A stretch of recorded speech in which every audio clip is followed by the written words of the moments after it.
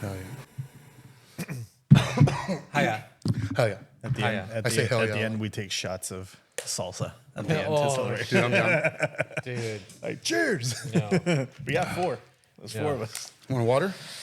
Sure. Thank you. $5. Not gonna $5.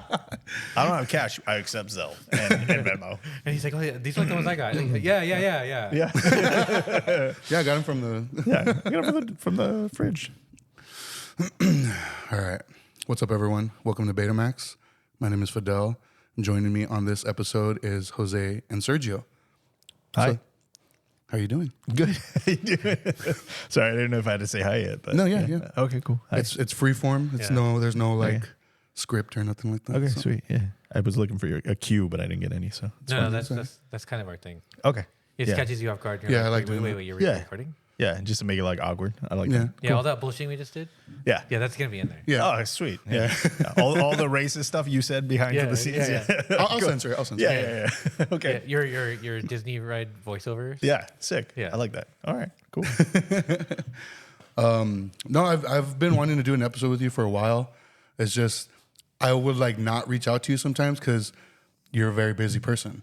So I was always like, nah, he's gonna be too busy. It's gonna be too busy. Yeah. And then once we added Jose as like a regular host to the podcast, I was like, I feel like it'd be a lot easier with Jose Yeah. to do it with me.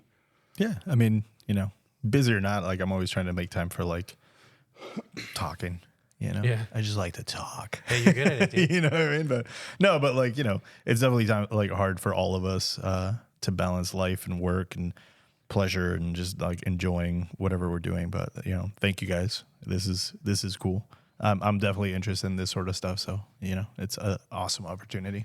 Yeah, dude. I mean, I feel like it's just cool because I mean, you've definitely made your mark like on the scene and in your community. So like in my mind, I just kind of wanted to maybe just kind of talk a little bit about like how you got into punk. How you got into like and how that influenced your DIY ethics. And being in bands and how all that kind of cultivated into a way where you're now have like you had your Grimoire, the printing, and then you have the shop, So like how did you get into punk? Like what was like the catalyst or the moment you might remember where, you just it kind of stopped being like a normie and then it kind of like it got your eyes open to like this counterculture, if you will. Yeah. Stop being a civilian or whatever. Yeah, like an NPC. Yeah. I started the first role playing game that I started. I came back from Argentina around '94, right after like Kurt Cobain had died, and Nirvana was like a really big impact on me. And I would buy like these like bootleg interview CDs, and they would say like, "Don't listen to Nirvana, listen to Black Flag, or listen to Bad Brains, or listen to Subhumans, or whatever." And this is pre-internet, so I was like, "What the hell is that? That sounds cool." And I started kind of like looking that up. I want to say like the first records that I bought were at Dr. Strange Records, and it was Oz Rotten, not a single fucking hit discography CD. It was Crass, Stations of the Crass, Propaganda, which was hugely influential in terms of my politics. And I think those were probably like the first three main ones. Dystopia 2, like Were they just like names that you remember from these? Yeah, interviews? that's kind of just how you did it, Yeah. right? Like Yeah. you would hear recommendations, or you would get magazines and see like these advertisements and go like, "That's cool aesthetically, Yeah. that looks awesome. Yeah, I'm gonna buy it." I remember like buying CDs or like or whatever, and then you see like in the line like the notes. Yeah. know? The thank yous. Yeah, and Yeah. then you see like who's that, and you have to like flip through it. 100%. Yeah, and then people would like make mixtapes or whatever it was, like that. You would be like, "Oh, okay, cool. I'm gonna check this out," and something would just floor you, and you look into that, or you look at somebody with patches and be like, "Oh, that person looks cool," or that person looks stupid. I'm not gonna listen to those bands, that sort of thing. Yeah, and then started going to shows like around, I don't know, I want to say 98, late 90s for sure. How old were you at this time? 14, 15. 14. Okay. Yeah. So you're just like a kid. Yeah, for sure. And I think the first show that I like the first big show that I went to was Snapcase, Buried Alive, Kid Dynamite, 7 Seconds. Wild. Yeah, it was great at the Glass House, right? Wild. And I remember like 7 Seconds be like, oh, this is for the straight edge kids. And I was like, what the hell is that? Because everybody threw up their hands like in like X's, right? I was like, oh, that's kind of cool. And started listening to like stuff like that, Minor Threat and 7 Seconds, just like fast hardcore punk. Some of it was straight edge. Most of it was not. I like a lot of, like, even though I'm straight edge, I like a lot of drug music, like Dystopia and Sleep and Stoner Doom Sludge, all that sort of Griselda. stuff. Yeah, all that stuff, right? Like, I love it. Yeah, that was kind of like the entry level stuff. The band that I would say stuck with me, like, oh, I'm in this for life now, is the last Live Salt show at the Smell in like 2003 or 1. They played the last show and it was like super packed, like 300-400 people in a space that could probably hold like, I don't know, 150 or something. Something super crazy. And yeah, a local LA fast hardcore punk band that was just incredible. And I thought, oh, I can do this. Like, they are still screening their own shirts. They are putting out their own records. They are doing their own tours, you know. I 100% can do this, and I can do this for the rest of my life because it just seems fun to be in control of your own life, you know? So, yeah, was it just from like talking to the people that were in the bands, like at shows? It was the interactions, you know, like talking to people, becoming friends with people, seeing how people like book their own shows. Like, where'd you get your shirts done? Like, who did the design? And they're just like, oh, we silk screened it in our home, you know? Yeah, in like, the garage or whatever. Yeah, like the stuff that I started silk screening, you know, was for my own band, for ACDC.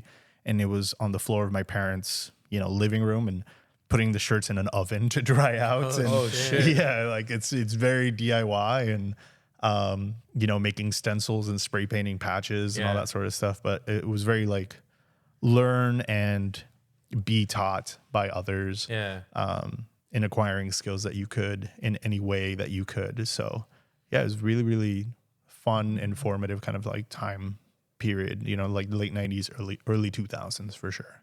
Was there any like particular people that were in the mix like during that time that you saw around at shows, may or may not have been in a band or anything, that like influenced you somehow, or like you had looked up to, kind of maybe put you on game in the sense of like, you know, like the punk DIY like ethos? Where I know you're saying like, you know, there was a bunch of different types of bands that you were connecting with, but is there anybody in particular, like, you know? I mean, I would say like Jay Lee from Resist and Exist, because, you know, he was doing like the Anarcho Punk Fest at Lafayette Community Center. He was very involved in Luna Tierra Sol Cafe, which was a vegetarian cafe near like Alvarado, right next to Lafayette Community Center. And he was very like, hey, come join like this collective. We're doing shows, we're doing events, we're doing this. It was the AGC, the Alternative Gatherings Collective, which came from the anti-Golden Voice campaign from the 80s. If you see all the old flyers, it's like Golden Voice Presents, right? Yeah. For all the punk shows. So even then in the 80s, they had like kind of like, you know, this polarizing effect on the punk scene. But yeah, I joined that, and that's kind of how I learned like, oh, this is how you make flyers pre-Photoshop. Like you cut and paste and you photocopy. And you Xerox that. Xerox like, that. Like ransom note shit. Yeah, like people would have like, oh, here's the code to like steal, you know, copies. You're like, oh shit, fuck yeah. You know, like, and they taught you how to make zines and, you know, how to book shows. And we started doing food for like Food Not Bombs. Yeah, so because I remember like a lot of those anarcho punk fests, they were doing like workshops. Like it wasn't like, it wasn't just like, you know, because it's easy to stigmatize like a bunch of like smelly punks, like hippie kids like doing poetry and shit. Yeah. But like they actually had like kind of like real world tangible like workshops, you know, like how to make zines, how to organize like a demonstration and stuff like that. Sure. Very, very useful things they had going on there. Like it was like very much different from just paying for a ticket, showing up, rocking out, and then going home. Yeah, it's a very different experience, right? It's experiential. Like you exactly. You go to experience something that is not just like, oh, I'm watching a band passively kind of accepting this entertainment. Like you're like, oh, I'm kind of part of this, you know, like there's a community built around it. So you learn skills, each one teach one type, you know, situation. And yeah, like that's kind of where it all planted the seeds, right? And kind of radical literature and critical thinking skills and all that sort of stuff. So it was really cool. It was really, really formative at that time. Martin from Los Crudos at the time was also he was living in Santa Ana. So I would see like, his old bands like Arto and Limp Wrist. And I remember going to his house and doing an interview. Like I was, again, probably 14, 15, still in high school. And he's in another band called Tragatelo. And I was like at his house when he was like silk screening the Tragatelo like LP cover. Wow. And I was like, I need to buy this, And he had done a documentary called Beyond the Screams. And he had like a copy of it on VHS. And I was like, are you selling it? And he like gave it to me. And I was like, holy crap, this is awesome. You know what I mean? So it was like definitely a lot of people like that were like influential to me that I would consider friends. And, that was also another thing that I thought was cool about punk was like these people on stage looked like they were 30. They were probably 21. And I was like 16, like not a huge difference. But because they seem much older at that period in time. Oh, sure. Like nowadays, like it's like, we seem like we're the same age now. Yeah. Yeah. But like back then you're like, oh man, they're so much older than Absolutely. Yeah. But like it was cool that they were like attainable and you Yeah. could talk to them and you could become friends with them and they could teach you something and, Yeah, like, it's intimate. Like it's an intimate, like, and I mean, we talk about this all the time. Like, you can go to a concert that has like the barrier and all that stuff, and it seems very like transactional. Sure. It but is. But you go to like in the punk community, even like that show that I was telling you guys about, the Heart of LA, the hip hop, it's same thing, dude. It's just really the same thing, but just it's seasoned a little bit differently. Sure. Yeah. But it's more than just like that transactional. It's an immersive like experience. Yeah. I say the same thing about like hip hop. Say the same thing about rave culture. Yeah. Most underground DIY cultures, like you said, they're just seasoned differently, but a lot of the core values, It's the same. it's the same. Yeah. It's expressed differently, but it's absolutely the same. Cut from the same cloth, if you will. Yeah. Yeah. Yeah, absolutely. So was it like you spending time around like Jang Lee and that like the Anarcho Punk Fest stuff? Is that how you got linked up with Profane Existence? Yeah, I started doing. I just started around, because they would always like kind of like table stuff, and Profane was always there, and they were looking for like contributors or writers, and I was like, oh, I don't know, I could probably do that, and I sent them like a couple pieces, interviews, think pieces, whatever, and they're like, oh, this is cool, keep writing us. I was like, oh, well, nice. Sweet. Like I only did it. It was like 2001, 2002 in high school. So it was like junior and senior year of high school. And yeah, I probably did it for like, I don't know, 4 or 5 issues or something. And Yeah, then because they would invite you to write to them. yeah, absolutely. Yeah. Like different scene reports or, protest reports or all that sort of stuff. So I did that for a little bit. I did it for a couple, pieces in Maximum Rock and Roll also. Oh, that's right. Yeah, that's right. Yeah, like it was cool. It was something that like I like doing, and after a while, I just like kind of didn't like transcribing things. I was like, I don't want to do this, like, so I just kind of stopped. But yeah, it was cool. That's cool. So what's the story behind Emo Was? Emo was just like I was heavily into indie at the time. In the same way that I was like into power violence and grindcore and all that stuff. And obviously, like when you're into a subculture, you have to dress the part. There's a uniform, right? You have to wear the patches or you have to wear whatever. And I kind of did, but I would also wear cardigans and like, maybe with like a dystopia patch on a cardigan or whatever, but like not in a super crusty kind of way. Yeah. It was like cute crusty. It's cute crusty. Yeah, and like the winos, we all had the winos from yeah. like, I don't know, CVS and all that stuff. Yeah, you still in Walgreens. Walmart. Yeah, right? Like, but you put the old ones in the box and put the new ones on. And walk out. yeah. He's like, even though your like ones were like patched up or whatever. Yeah. But yeah, I grew up listening to like Rilo Kiley and Rooney and Phantom Planet and Pedro the Lion and Ozma at the same time, And I would wear like my pink salmon polo shirt to the Shank breakfast show at Lafayette Community Center or whatever. And everybody's like, oh, look at this guy. He's fucking emo. He's a wuss. He's whatever. And I was like, sure. Like I'll like own that as a badge of honor. Like, I don't care. Like, I don't, like your bullshit, toxic masculinity or machismo or whatever the fuck is like, bro, I feel that. And that's one thing that always kind of like stood out to me. Like when I would first start coming around to like, cause I started seeing you around at shows when we, at the Fontana backyard stuff, and then come out to like La Puente, LA, and it was like, man, I remember you specifically wearing like a pink like polo shirt that was, very very form fitting. Yeah. Right? And I was like, man, this guy's so cool. He doesn't give a fuck. Like, that's like, it's rad. Like, and it wasn't like to be ironic.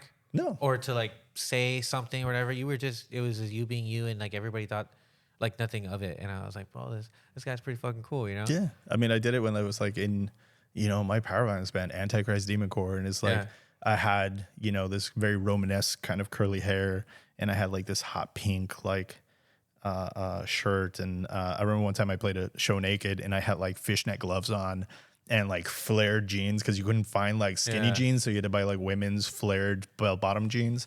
My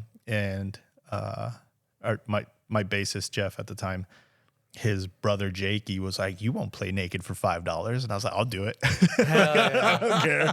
And it was at Alex from Bastard Ass's house, and this is maybe our, I don't know, 4th, 5th show or some shit, and I had like jumped off the drums onto like our friend Davey. We call him Dick Slap Davey from that moment. Like, but I didn't care. It was like, I don't give a shit about what I wear. You know what I mean? So yeah, it was all very just fun. So at what point did you like start wanting to get involved with like doing music stuff? Like, I don't know if it was a conscious thought. I think it was like my friends were doing it, and they had just kind of asked me. Like with ACDC, I was probably the 3rd member. Like I remember it was JC and Pablo, and they were like, "Hey, we have this power violence band."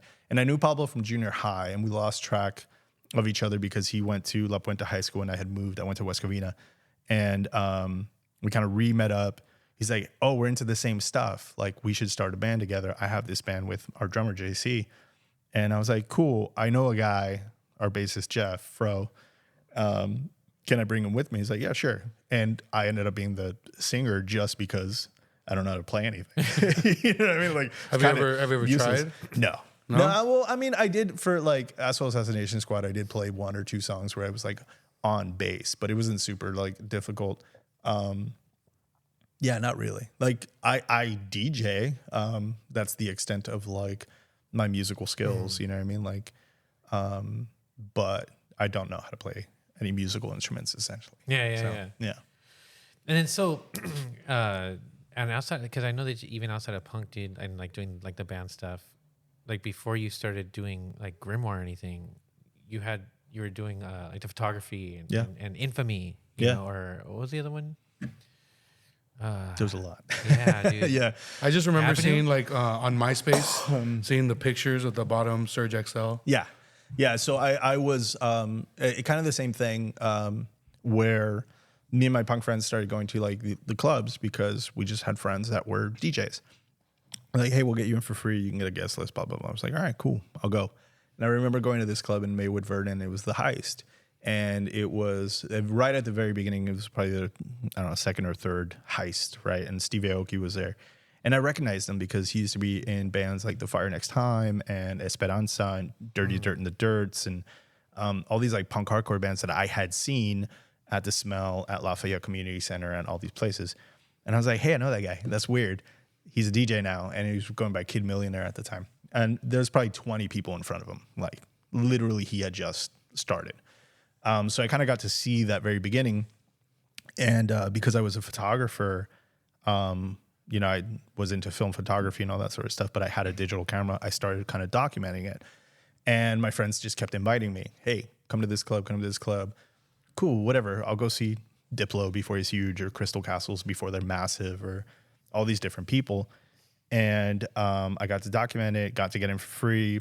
They started giving me money. And I was like, "Sick. I love this. It's DIY. I'm my own boss. I don't have to like take shit from anybody. I can do whatever I want." You don't have to ask for permission to like not go to work? No, I don't have to go if I don't want to. Yeah. And then it sort of slowly started happening. It was like, okay, Tuesday's dance, Wednesday's Club Avenue, Thursday's a Heist, Friday maybe Bang or Beat It, Saturday too, Sunday, whatever. It was like almost every day, that we were working in these clubs. And it was the same aesthetic of like, or same ethic of, we're DIY, we're doing, these illegal warehouse parties, peace, love, unity, respect, the whole plur raver thing, queer kids, black kids, Mexican kids, fucking white kids, everybody dancing, not giving a shit, what I mean? Just sweating on top of each other. And it was awesome. Were you seeing like a lot of parallels, like with like the way that how you're saying how your experience with punk, like they say, like, in punk, like we backline, like the amps and like the drum shells and stuff, like were you seeing like a lot of that going down? It was the same thing. It was like kids learning how to set up PA systems, how to set up DJ gear, how to DJ, how to mix, how to scratch, how to do all this other stuff, right? And how to make flyers, how, Photoshop, and how to promote. MySpace was big at the time and all that sort of shit. So it was very much the DIY, I think. They just didn't call it DIY, but it was very much the same thing. Yeah, you were able to see it through a different lens and be like, oh, like, dude, like, I know exactly what Absolutely. Like. And I remember it was like, I want to say it was 2007, Coachella, and Paul Oakenfold and Justice were playing, and I was listening to like Coachella radio. My friends like were snaking me into Coachella, so I was like, sick. Hell yeah. Yeah, fuck yeah. I've never paid. It's awesome. I've been like 3 times, never paid. But I go and I'm listening to Paul Oakenfold, and he's saying this about like how rave culture is basically punk with like more tribal beats and dance beats, right? And I go see Paul Oakenfold. I'm like, cool, I get it. This is awesome. Yeah. And then I see Justice, and I was like, holy shit, this is insane. Yeah. Like, they came out with like that huge cross that just lit up and blinded everybody. And everybody's like shirtless and jumping on each other. And the energy was the same. Nice. You know what I mean? So I from that moment on, I was like, sick, I'm going to do this too. Yeah, you're like, man, I should circle pit right now. Yeah, absolutely. It was great. Like we started bringing in like, Steve Aoki does a lot of this, like where he has a lot of high energy because he's a punk, right? So he kind of has like showmanship. And we would go to Dim Mak Tuesdays and see his labels and all that sort of stuff. Yeah, because that's like a hardcore hardcore indie style like label. Absolutely. Yeah, it's dance punk, right? All that shit used to be called dance punk. Yeah, Das Oath was releasing music on Dim Mak. Absolutely. So that connection, really was solidified when Steve Aoki was playing a club that I was like a photographer at, Club Dance. It was like an all ages Tuesday club in Arena, which was a queer like mecca of clubs. And he sees me and he goes, that guy has a Los Crudos shirt on. Hell yeah, have him crowd surf. And he grabs me and he throws me into the crowd, and I'm like crowd surfing on top of like 2,000 kids. Holy shit. And that was kind of like this beginning of like, oh, we're all now doing this. Like we're all like have this hype energy where we're all crowd surfing at like club nights. That wasn't a thing. Yeah. You didn't see yourself like being like, oh shit, this is so familiar in that setting. Like, I mean, if it was me coming from the outside, like looking in, I'd be like, oh, it would blow my mind. I feel the same way about like hip hop stuff, because there's often times where I'm like, man, I feel like moshing right now, dude. Like this is so wild. A lot of it is hype. Like exactly. a lot of the newer hip hop, like that's how kids dance at hip hop shows. They're moshing and shit. So it's cool. It's awesome. Yeah, like because I mean, even like like throw your hands. Yeah. And like anybody, everybody, somebody. Yeah. The call and response. Yeah, all that stuff is like it's not like open this shit up. Yeah. Or like the build up before the drop and shit. Sure. Yeah. And it's funny because like I remember like getting really into like the Bloody Beards. And then coming to find out that those guys were like punk dudes, Yeah, same as Steve Aoki. Yeah, that's why they did songs together. It's kind of like a thing. Like it's not uncommon to see like the people who are creating music in that like realm. Yeah. To also be like former or like low key like punk enthusiasts or punks in some way. Absolutely. Yeah. I mean, like it's energy, it's expression. So I see the lineage between it, the linkage between it, and I don't know. I was very lucky to see kind of this new wave rise again in terms of like the punk scene, in terms of the rave scene and all that sort of stuff. So it was really fun. Yeah. So like and then it's during like that time is how you got turned on to DJing? Yeah. So basically, I'm gonna take a swig of water. Sorry. Dang, how dare you? I know, yeah. Fuck, the flow is ruined. No, it's funny. I wanted to crack one of these double Cheetos. I was gonna reach for my bottle opener, but I didn't want to be rude. And I was like, I cut you off. For the water. Yeah. Do I stop? We were taking a Winnebago to Texas. So we went from Riverside because of Club Avenue. Yeah. And from Riverside, we drove all the way to Austin, Texas for South by Southwest. And it was brutal. It was like, I don't know, 24, 48 hours, whatever the hell it is. I know it's more than a day, right? I think 24 hours to like El Paso or whatever, but it was a long ride. And it was kind of debauchery, you know, like we had some friends that had some substance abuse issues and they were drinking like the Robitussin and rubbing alcohol. And like, it was like trying to hide that shit from them. Yeah. And then like, you know, they're ravers. So some of them are like taking Molly and they're driving at the same time. They're like, switch with me. I got to go to the bathroom. And they would just jump out of like the driver's seat without anybody being around them. You're like, dude, like goes right in the whip. Yeah. It's like, no. Like, and you have to like jump in there really quick. Holy shit. Hopefully those vehicles had really good alignment. No, it was crazy. No, it was crazy. I remember we bought, what was it? Not Enter the Dragon. What's that kung fu movie that Motown did? Was it The Last Dragon? Last Dragon, yes. We bought like The Last Dragon. And I was telling everybody, this movie's incredible. We got to watch this movie. We watched it and they were like, this movie sucks. And I was like, I guess. I don't know. Yes, it was great. I like this movie a lot. I love that movie. It's a good movie. Yeah. It's fun, you know? But that's funny. yeah, so they were like bored and, you know, we have the iPod. Because in that day you would do iPod battles too, right? Like you would literally have teams and people would go to warehouses and one team would play like 30 seconds of a song and another team would play 30 seconds. People would like, based on crowd reaction, somebody would win. But keep it hype though. Like, keep it hype. So you know, like the object being like to not kill the mood in between. Yeah, absolutely. And like, it was kind of the same situation, except they did actually have the DJ turntable set up in the Winnebago. And they were like, play a song. I was like, I don't know how to DJ. They're like, it's fine, we'll teach you. Kind of like a quick and dirty 30-second lesson. And I was like, all right, I can play a song on this deck and then play another song on this deck, which is selector style, right? And I probably ended up doing like 3 hours. And every song was like, you know, like Almost Famous, where like everybody's singing along to every song, like Tiny Dancer and all that sort of stuff. Like, hey, you have really good taste in music. I'm like, you thought I had terrible taste? Like, what did you like? You know what I mean? Like, yeah, I like music, like then, all types of stuff. You know? Then you see them like kind of like enjoying the moment. Yeah. So you're like, okay, how do I ride this out? Yeah, because they were playing like rave music the whole time, and I was like, cool, I like it, but like, you know, I don't want to listen to this for 48 hours. It's kind of like when we would go on tour and we're like, dude, I'm not listening to fucking blast beats, breakdowns, and shit like that. Anything but, or like hip hop, funk, soul, oldies, ska, you know, skinhead ska, whatever you want. Yeah, anything. Just not anything crazy. You know what I mean? So that's kind of what we were doing. And after that, they're like, you have really good taste in music. That's like half the battle. You know, it's like looking at a room and going, what do they like? Yeah. What am I going to play that is actually going to make them enjoy this? So I enjoyed that. And then, like they kind of taught me a little bit better. Yeah. Transitioning and all that sort of timing stuff. So, timing. All that stuff, all that basic stuff. So, and that, then they started, same thing. They're like, hey, you can open. All right, cool. Like, here's $50, here's $100. Eventually it would be like, hey, you can open and you can do a photo booth and you can take pictures. And we invested in gear because we were doing Infamy at the time, which was our club, our hip hop club. And like, and we'll rent your gear. So we'll pay you like $1,000 a night. And I was like, sick. Hell yeah. Like, I haven't had a job since 2007. Really? Like a legitimate job. So that's like, 18 years at this point. What was the last time you had?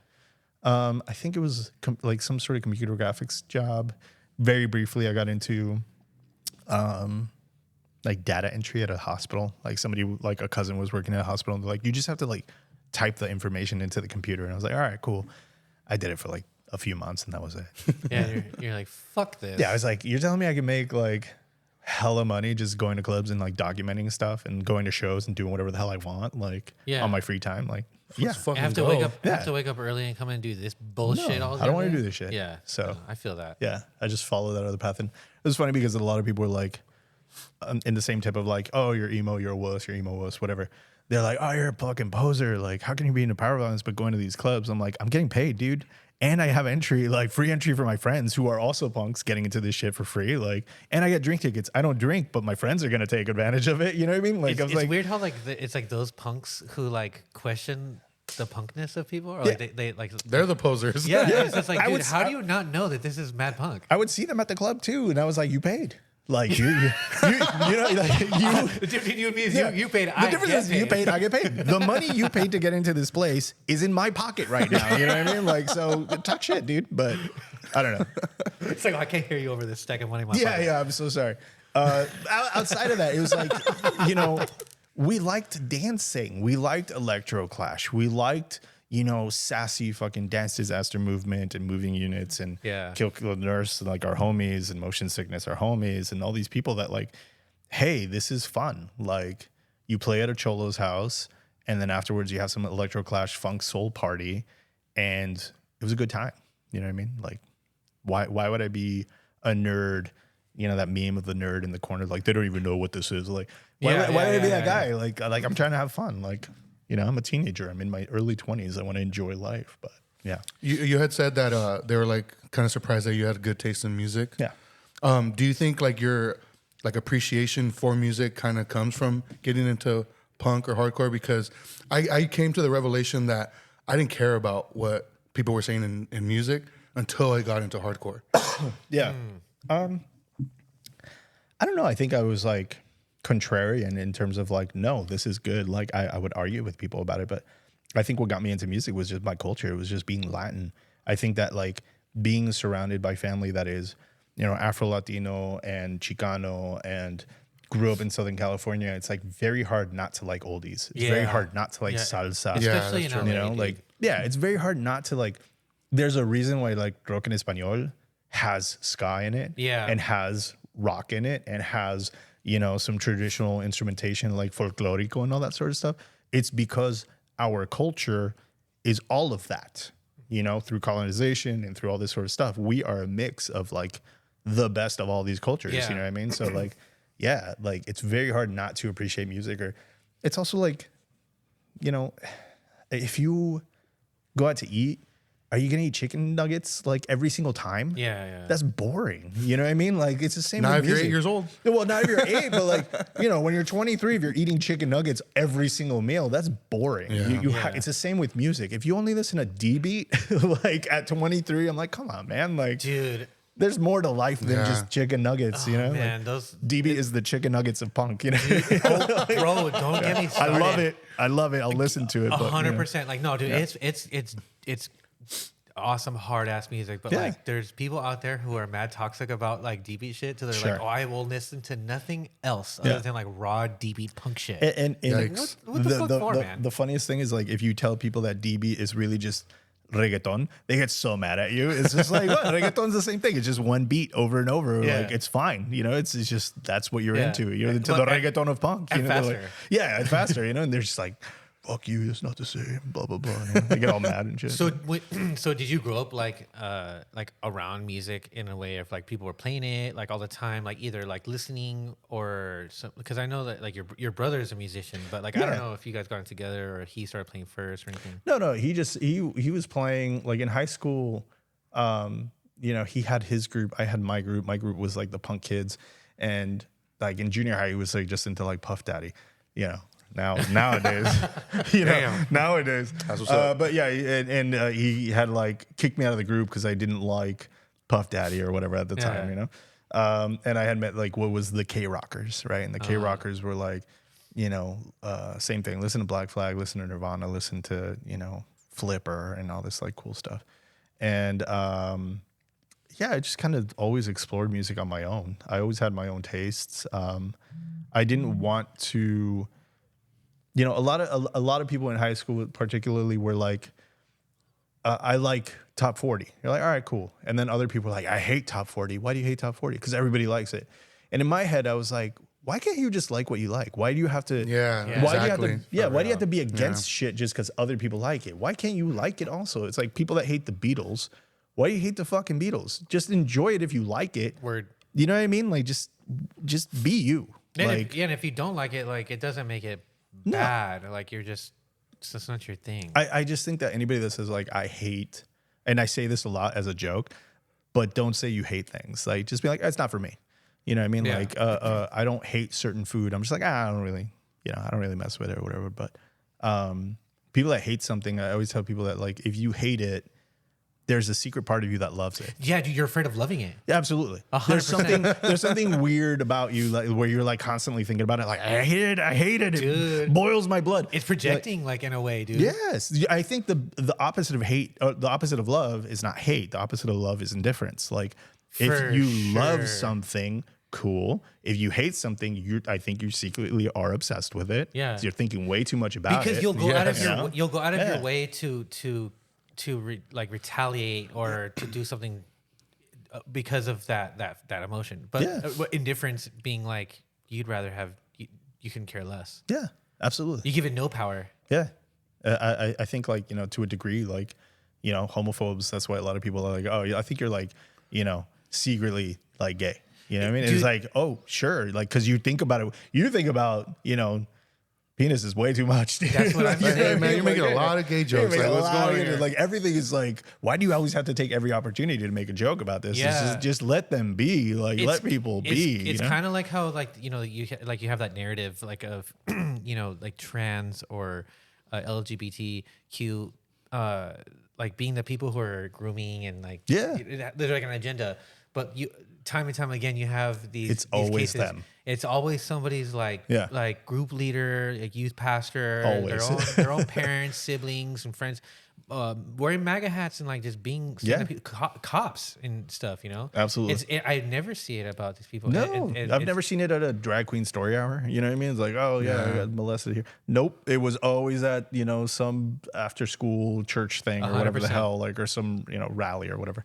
Yeah, I agree, dude. I think if someone's gonna go out of the way, like, oh, I hate blah blah, like they're just secretly afraid of liking or loving it or whatever. That's the phobia part, right? Yeah, of like 100%. homophobia, transphobia, whatever it is. Like, that's the phobia. You're afraid of being something that you see society treat as less than, right? Yep. So it's just this weird obsession. So, like, and it's kind of the same thing. It's like with music.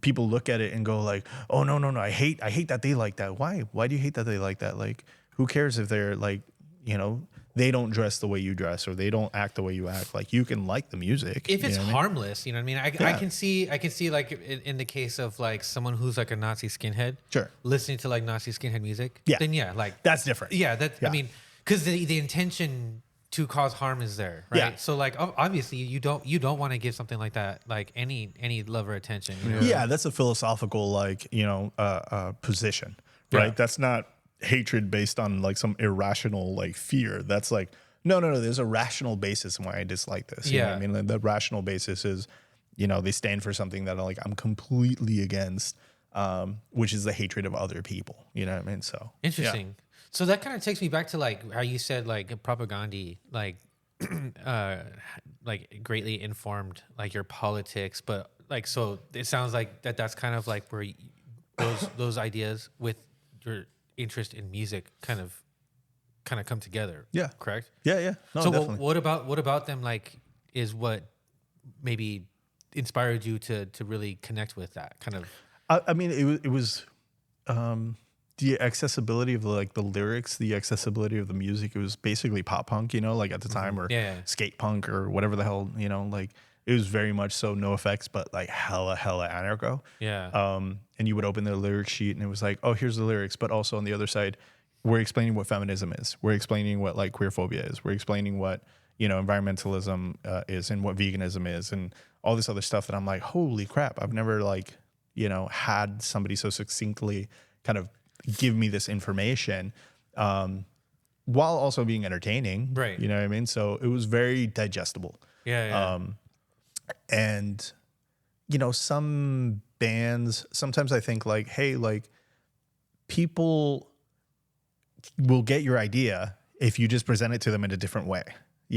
Sometimes instead of saying like, oh, I'm an anarchist or I'm like, crazy radical, like stop using crazy like academic words and just talk to people on a level that like you can't code switch. You know what I mean? Like if you're talking to like somebody who's from the hood, talk to them like you're from the hood too. Like, it's not what you're saying, it's how you say it. Like like knowing your audience in a way. Absolutely. It's the message is what's important. So like, why do you care what like kind of language you're using in terms of like how you express it? Yeah.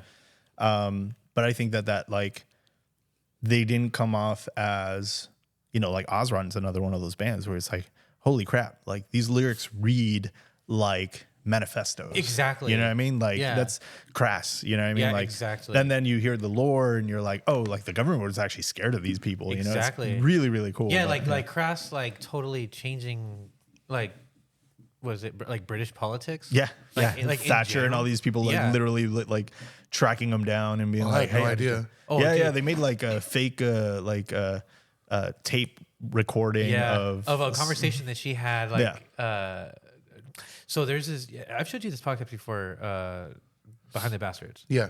So they're part of this network called Cool Zone Media. There's another one on there called hosted by I can't remember their name, but it's like a sister podcast. It's called Cool People Who Did Cool Stuff, and it's basically like several parters. And instead of like exposing someone for who, like the harmful person that they are, it's the opposite.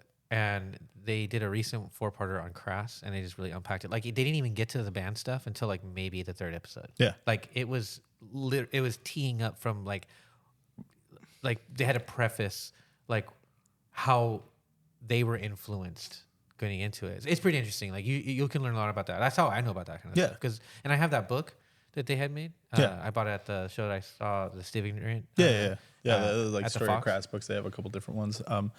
Yeah, and for me, it was like, because I'm from Argentina, it was like, you know, sheep farming in the Falklands was like this really like interesting record. You know, this kind of like weird spoken word poetry type thing that they did. Very avant-garde, not super digestible. You know what I mean? And that's what I mean. Like where propaganda is way more digestible for your average listener or whatever. Like that's why there's certain bands that are entry level, right? Like, oh, this is an entry level band into this, and then you get deeper. This is this. This is that. Like, because then when he's talking about bands like that, say like Crass specifically, like. You know, they have that one song. I can't think of the name of it offhand, but it sounds like it's basically talking about like the absurdity of the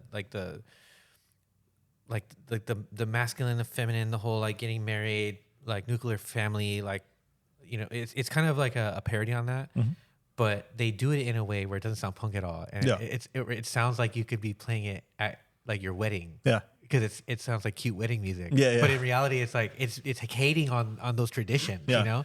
And it's like, dude, that's so smart. You know, it's because it's like it's kind of like infiltrating. Yeah, you know. No, 100%. Yeah, it's presenting your message in a way that's more digestible. Exactly. Like, you know, Chumbawamba being one of those anarcho punk bands that you're like, wait, the Tub Thumping band? Yeah, they were an anarcho punk band, and they did crazy stuff that got them like, you know, banned places, and politicians were like, these guys are dangerous, and you know. And you're like, oh, Crass Records, like that other band? Yeah, like, yeah. And then you get like sucked into it. They basically created like this network of DIY, or what DIY meant, you know what I mean? But yeah, you know, Propaganda was definitely one of those bands that made it a lot more digestible, and a lot, I wouldn't say less academic. It wasn't like super dumbed down or anything, but it was just more understandable to somebody who was like, you know, a teenager. Yeah, like finger quote woke. Yeah, sure. Yeah. What they call woke now. Yeah. You know what I mean? Like, which just means being decent. Yeah, right? right? Yeah, just being a normal, decent person. Unplugged from the matrix, as it were. Yeah. You know? Yeah. Cool. So like, at what point? So you just knew, like, from like doing the DJing and the photography, like, oh, dude, I'm trying to make my own. I'm trying to do things on my terms, make money this way. Like, it's the punk way. Yeah. And then like screen printing is kind of where you really cut your teeth, like on having like a business, correct? Yeah, I mean, like, you know, so I was very much doing it, quote unquote, freelance, or you know, what they call independent contractor, right? Like at most of these clubs, I never had a contract or anything. They just gave me money. And yeah, I was just kind of doing that. And I was silk screening, like I said, for my band. And at one point I was just like, okay, I need to do something that's a little bit more legit so I can actually claim shit, you know, like on taxes or whatever. Cause as much as I'm anarcho, I also don't want to live off the grid. Like, or I don't have the ability to live off the grid. Yeah. Or like have to put yourself in a position where you have to like pay the government a bunch of money or get like locked up for some stupid So shit. I was like, I'll do it like, you know, as play the game, legit as possible. Play the game, yeah. And I kind of went half in with my brother-in-law, and you know, I think he was 18 or 21 at the time, something like that, super young. And after like a couple months, he was like, I don't want to do this. So I just kind of like did it on my own. So I had the equipment for about 10 years now, maybe a little bit longer. and I just learned how to do it semi-legitimately. And, because I had friends in the punk scene and the metal scene and the hip hop scene and all that stuff, like they would send me vendor work, right? That's what they call it. It's like, hey, we want you to do shirts for Rancid or Dropkick Murphys or Behemoth or Descendants or Locusts or whoever. I'm like, all right, sure. Yeah. I'll do that. And on top of doing like my own band and my friends' bands. And yeah, it's sustaining me for quite a while. Would you say that like doing all that stuff for ACDC like was kind of how you got like a lot of experience? Yeah, I mean, like everything in terms of like DIY was like, I feel like you tried out a lot. You utilize ACDC as a way to like just try shit out. you try shit out. That's like the experiment, right? Yeah. DIY is the experiment, and like sometimes you have certain vehicles that like, oh, I can do a lot with this, right? Yeah. Like, and you get a lot of backlash, or I got a lot of backlash because we were a merch core band, Yeah. right? They're like, oh, you guys make merch. Like, isn't that what DIY is? Like, I'm doing the same thing that every single band ever has done. You know what I mean? We just like think outside the box. Yeah, we're just like, oh, Like, we're sorry, just, we beat you to dildos. Like, yeah, you know what yeah, I mean? like, oh, same idea. I just happen to put my logo on a dildo. You know what I mean? Like, literally go fuck yourself. But it's one of those things where you take the same idea, the same ethos, and it's still DIY. You're just doing it in a different way that is not traditional, and they get upset with you. But yeah, it was fun because it was my version of creativity. Because again, I didn't learn how to play an instrument, so I didn't have that kind of expression. But I did learn some Photoshop skills and photography skills and silk screening skills. So I was like, I can make a shirt. I can make a shirt with a graphic. I can tell my story in the same in a 30-second song with lyrics that I can on a t-shirt.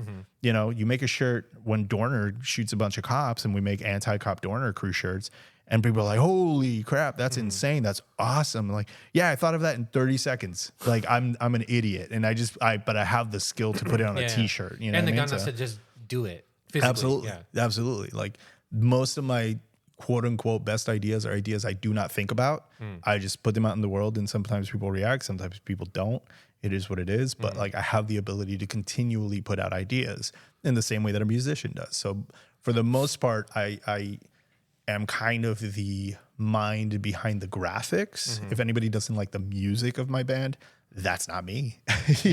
Sometimes, like, generally I'm like, no, I veto this. This is stupid. Add this or do this in this part, right? But I'm more of an orchestrator or a producer because of my DJ skills. And, there's songs that we straight up rip off Phantom of the Opera. Like, and the guys are like, what are you talking about? I'm like, here, this is what I'm talking. This is, this song Maggot Museum. And I'm like, do this like called an imbroglio, right? And it's like literally where all four of us are doing something different.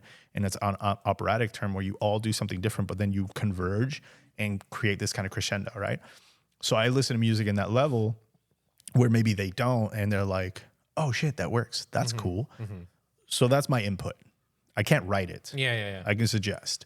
But generally when it comes to artwork, I come up with concepts. I can't draw for shit. I can't draw to save my life. But, I have friends that are very good artists, and I can kind of piece it together and lay out and certain stuff I can make. But yeah.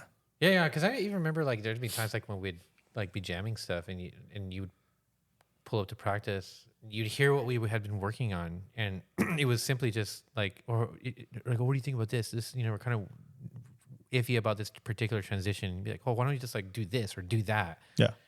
And then just adding that outside perspective, you know what I mean? Like, yeah, you don't have to be someone who knows how to physically play like the instrument, but like having like an idea of like how big picture, the finished product, how you can see it or hear it in your head or whatever. Yeah. Like, I mean, that's basic. Like you said, like it's basically what a producer does. Yeah. It's producing, it's orchestrating, whatever you want to call it. It's creative input nonetheless. Yeah.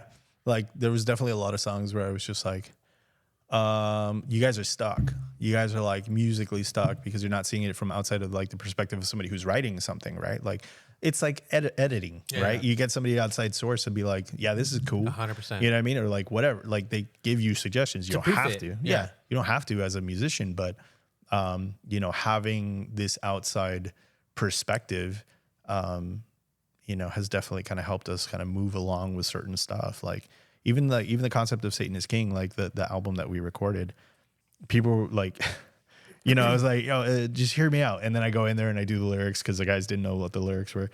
And they're like, yo, that's hard. That's crazy. And I was like, yeah, it's a Kanye West, like a diss. Yeah. And they're like, what? Like, yeah, Satan is king.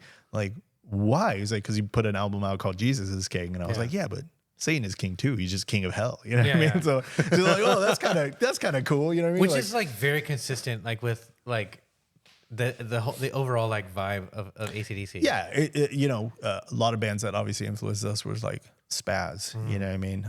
Like these Dead Kennedys, like bands that have like very tongue in cheek kind of like sense of humor or whatever. Like, and yeah, I grew up with those bands that influenced me, and that's why like our graphics are kind of tongue in cheek and our lyrics are kind of tongue in cheek. But I don't know. I'm just an idiot that has like the ability to put his stupidity out in the world. No. Yeah. Oh, I mean, you're doing like a lot of like really like dope things though. I mean, like, dude, I mean, we haven't even gotten to like the shop yet, like I mean, this is great. Like, this is literally a culmination of like all these things that you've been really like you stumbled into these different things and were like, oh, this is fucking awesome. And then like you wanted to do all of them at the same time, Basically. Yeah. So you're like, hey, I need a space to do that. Sure. Yeah. I mean, it was basically like you said, it was a culmination of everything that I had done in punk previously. So you learn the silkscreen. Okay, cool. Now I can make my own store merch, right? Oh, you're really into music. You're really into like DJing. You're really into whatever. Okay, now I can have my own sound system and set it up, and I can have, I can curate the music. I can curate what I sell. I can curate all that sort of stuff. You know how to book gigs. Yeah, now we can book gigs, and I know the basics of what's happening. How this, percentages or who needs to get paid what, or what band is playing and how timelines and a run of show type thing. Because I used to book shows at Workman Circle for about 5 years in West LA. And it's full circle. You go from being a spectator to creating music to booking your own tours to essentially like kind of coming back and saying, well, I want to give back. Like, how can I give back? Like, this is one way. You don't want to continue to keep like taking from it. I don't even know if it's taking, like contributing in a different way. Yeah. Right? Or like you're not so much just consuming from it, like but you're like putting something in, like take a book, leave a book kind of thing. Absolutely, yeah. It's just like a turning a page. Like you're like, okay, cool. I'm still doing the band thing, but I also want to focus on this, and I want to build a different, community or basis for other people to be able to jump off of, right? Yeah. So I learned carpentry so that I can build a stage and build the bins for the records and build, the benches for people to like sit on. I'm not a carpenter, but I learned carpentry. And that's kind of it. Everything that I do isn't excellent. I'm not a Renaissance man where I'm like great at anything, but I'm like a mediocre Renaissance man where I can kind of do everything good enough. And the store started because COVID hit. I couldn't silkscreen anymore. I had no other source of income. I was doing pop-up DJ vinyl nights at different bars in like the Valley, selling records. So I was like, I have records. I love records. I have a certain skill set. I did my back taxes for like 5 years, and then we were getting money from the government because we were all shut down. And I basically said, I can be an idiot and spend this, or I can find a new way to like have an income. And I just took that money, put it a down payment on a place, started building everything, like, asked my friends to teach me, like, hey, can you teach me carpentry? Can you teach me how to do this? Just kind of went from there, and yeah. And so we're sitting in the second location. This is the second location. Yeah. So we had the first location, which was up the streets, less than a mile away, on McLean de Carmo, right by Rigo's Tacos. And it was a smaller space, kind of about the size of the room that we're sitting in here, like, I don't know, 700 square feet, maybe 900, like nothing super crazy. Oh, wow. And it was like partitioned. So it was like the actual usable space was way, way smaller than, oh, interesting. the entire building. Yeah. Cause you had like your storage, your back room and all that kind of stuff. Yeah. Oh, wow. Okay. And, our buddies in God's Hate, we had kind of a record release type thing because they couldn't play shows at the time. Nobody could. And they just released the record. We're listening to it in the store. And I'm kind of joking around like, yeah, you guys should play the store. You know, it's like super tiny fucking place. And they're like, dude, we don't want to break all your stuff. You know, it's like, no, I know. But it's fine. Don't worry about it. I'll get you in a few months. And he's like, what do you mean? Because I already found this place, right? And I was like, I want to move. I want to do something bigger. I want to do something cool. And, you know, I had asked the city, like, hey, where can I do this? Where can I have shows? Didn't tell them what, you know, like, didn't tell them what kind of shows. And like, oh, you know, like, the zoning allows you to do whatever you want in this part of downtown San Fernando. I was like, cool, thanks. And applied for my permit, got approved. And luckily my landlord from the first spot was like totally cool. Like, yeah, it's fine. You know, you can break your lease. Like, you know, maybe help me find somebody, which we immediately did. So we were lucky in that sense. Nice. And there was like a very brief period of crossover where I think we were only open weekends over there. And then we were also building and renovating and doing everything we could here, you know? So it took us maybe a month or two. And then we moved to this bigger space. So, yeah, it's kind of crazy. I remember visiting like the smaller location and like hearing you talk about wanting to open up the bigger spot. Yeah. And I was like, man, that'd be so fucking awesome. Yeah, it was definitely like, you know, like I said, it was a culmination of literally every skill that I had and then acquiring other skills and then relying on people that had their own specific skill sets to help out. You know, it was a community effort. It wasn't me. It wasn't like I was in here doing everything with myself or whatever. Even now, it's not me. It's everybody, you know. And it was definitely something that we all kind of saw as like, we need this, you know. And I just said, screw it, let's do it. You know what I mean? What's the worst that can happen? I can go broke. Like, all right, fine. You know what I mean? Like bankruptcy, and then I start over again. You know what I mean? Like, yeah. So, and you did you go into it intentionally making this like a community space? Not so much like of like how it's built up, but like of what it serves, like the purposes it serves. Because I mean, like everything that I've been seeing like that lately is, you know, it's more than a record store, right? Yeah. And like I 100% believe that, dude. Like you're really doing a great job at making this like a safe space for all types of levels of creativity and organizing and stuff. Yeah. I mean, definitely it I don't know if it was like an intentional blatant thought, you know. It's definitely always something that's just in my mind, like of just like, yeah, I'm just going to do that. You know what I mean? Like it was never like I got to do this for the purpose of blah, blah, blah. Yeah. It was always just like, yeah, of course I'm going to do that. You know what I mean? Like, why would I not do that? I have a space. You know, I have a space. I can have art shows. I can have photography shows. We can do movie nights. You know, I remember we were talking about Pride, and it was the same thing. It was like during the pandemic that we were like, okay, let's have Pride. And we kind of pushed the city to recognize, you know, June as Pride Month, and it's pandemic. All they could do was like raise the flag essentially at the city hall. We were like, all right, cool. The next year that we could do stuff, I was like, I'm gonna do Pride. Everybody else can do it or not, but I'm going to do it because I'm allowed to in my space. And we just did it. You know what I mean? So that was always kind of like this intention to use the space to the best of my ability to represent all members of the community. Did you get any pushback? All the time. Yeah, all the fucking time. Yeah, I had people, you know, like, oh, you're a pedophile, or you're a groomer, oh, you're a, you know, we don't want that stuff here because we're conservative or because we're religious, or like, you know, all this stuff is like, no one forced you to come into my store. No one forced you to do anything. Like, if someone's forcing you to do, like, I don't know, things that you're not sexually comfortable with, that's not okay. You know what I mean? But nobody forced you to do any of this stuff. So it was definitely like, I don't know. Yeah, you're more kick rocks. Yeah, you're more than welcome to learn about like sexuality and consent by joining us. Yeah, you know? yeah. It's like you can kick rocks. You know, like it's definitely, you know, pushback between, oh, you know, you guys have satanic music, or you guys have, LGBTQ, and you're forcing that down our throat. No one's forcing anything. Yeah. Like, I hate that argument. it's a stupid argument. I hate that argument. Says the trucks with the flags. You know what I mean? Yeah, it's a completely stupid argument. It's just like, look, it's like arguing against veganism, where people are like, oh, all you do is talk about vegan. No, dude. Like, I literally live in a world where eating meat and killing animals is around me all the time.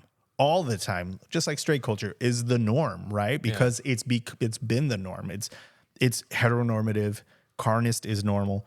So when I push back on you, or when I show you that I don't have to participate in that, you get upset because it gives you cognitive dissonance. It makes your brain go, zap, no, I hate this. You know what I mean? Like, you just don't understand. Yeah, like, short circuit. You short circuit. You can't just say, oh yeah, whatever, that's for them.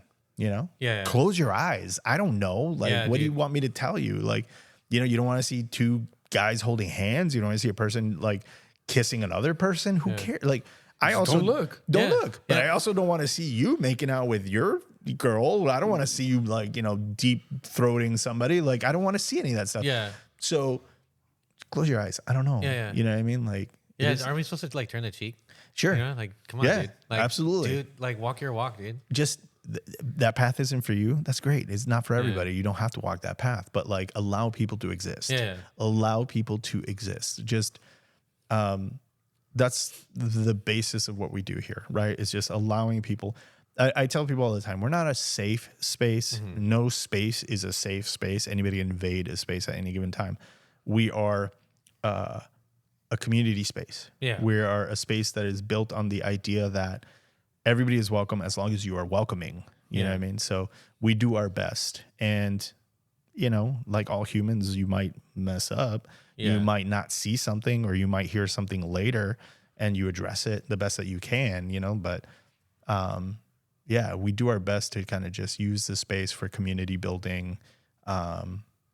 You know, whether it's kids outside, like when Roe versus Wade was like overturned, these kids were like protesting outside. I immediately just like ran, grabbed the PA system, took it outside. It was like, here's a microphone. Yeah. Like, you know, like, cause they had the little megaphone or whatever. Like, here's a microphone. Here's some waters. You know what I mean? The walkouts that have been happening recently, I'm like, here's a case of waters, like, you know, take a break from the sun or whatever. So we just try to be a space that like can be welcoming. You know what I mean? Like, we're not a political organization. I just happen to be political, and we're going to do our best. Yeah. I mean, you speak your mind. Like you have, I mean, you're outspoken. Yeah. You know what I mean? And like that does, I mean, I don't imagine that stops like once you have like this business. I mean, it could. You know, a lot of people are definitely like, wow, that's not okay of a business to like speak about politics. Like, why? Who cares? Yeah. Like, what? It's your business. You can Yeah. do whatever you want. Literally mind your business. Yeah, for real. For real. You know, I'm minding my business. This is my business. You know what I mean? Like, and to be honest, the people that like boycott us or avoid us or are against us were always against us anyways. Yeah. You know what I mean? They were always against us having the music that we have or the ideals that we have or the bands that we have, or, you know, the first shop, we had the pride flag up too. Like, they were always going to avoid us. This just kind of cleared the path a little quicker with like all the stuff that we do, you know what I mean? But that's fine. You know what I mean? I'd rather build community than like, I don't know, rely on some bigot's money or whatever. Yeah. So, Yeah. is what it is. So it's like having like this space and having it operate like in that way beyond just being a simple record store. Like, is that what kind of maybe got you interested in like this, like the area and the community in general, like outside of these walls, to where you would actually want to advocate for, you know, the betterment of like of what's going on here activity wise and like the look of the place, you know, like has that like maybe influenced that part of what you got going on? To a degree. I mean, I think that I always kind of did that. Like, you know, if you talk to me about SGV history or you talk to me wherever, I'm, you know, the guys on tour always make fun of me because I'm like the first guy that's like, they have a plaque here. I want to read this plaque. Yeah. You know what I mean? Yeah. Like, oh, like there's a cool cemetery with like dead people in there. I want to go see this tombstone of some famous poet or whatever. Yeah. Like, you know, that I'm interested in history, and I'm interested in how history affects us now. And I'm interested in politics. I'm interested in, you know, stupid crap like zoning laws and all that sort of stuff. Right. So no matter where I am, I'm going to research it just because I'm curious. Like, I'm the type of person that walks around and why is this street called this? Why is this building a 2-story building and that one isn't? Why is this an Adobe style building where that's like some 80s whatever building, you know? Why, you know, it's always why? And I think that's part of the critical thinking skills that, like, you know, punk and anarchism and all that sort of stuff has like taught me is, don't just passively accept your environment. There's a reason why your environment is this way. People make decisions for why your environment is this way, you know? Whether you know it or not, it still affects you, right? Everybody's like, why is everything gotta be political? It's like, it just is. That's life. Everything you do or don't do is political. Yeah. You know what I mean? Whether you know it or not, you're supporting something and you're hurting something else. You know what I mean? So just do your best. So it's definitely one of those things where like I advocate for the community that I'm in just because I'm in it, right? I can't advocate for, I don't know, Texas or Iowa. I'm not in it. Because you're not affected by like what's like happening. I'm not affected by it. I can say like, oh, that sucks if I see something, but I don't know, and I don't have the power to like kind of affect any type of real change, right? Yeah. I don't even know if I have power to affect real change here, but I would be remiss to not try. Yeah. You know what I mean? Like to not talk to people and organize the people that probably can make a difference. You know what I mean? So, hey, I'm going to be outspoken because, again, like if the politicians from around this area don't like me, they're not going to like me regardless. So I might as well just talk crap about them. You know what I mean? Like it is what it is. I'm not your friend. You know, you're not mine. Like I'm not here to rub elbows with you, man. Like I'm just doing my thing here. Yeah, absolutely. And I'm here to represent the people that you're not representing. Yeah. And to a degree, I think that's better than most politicians because most politicians are there to represent their ideals and their points of view, right?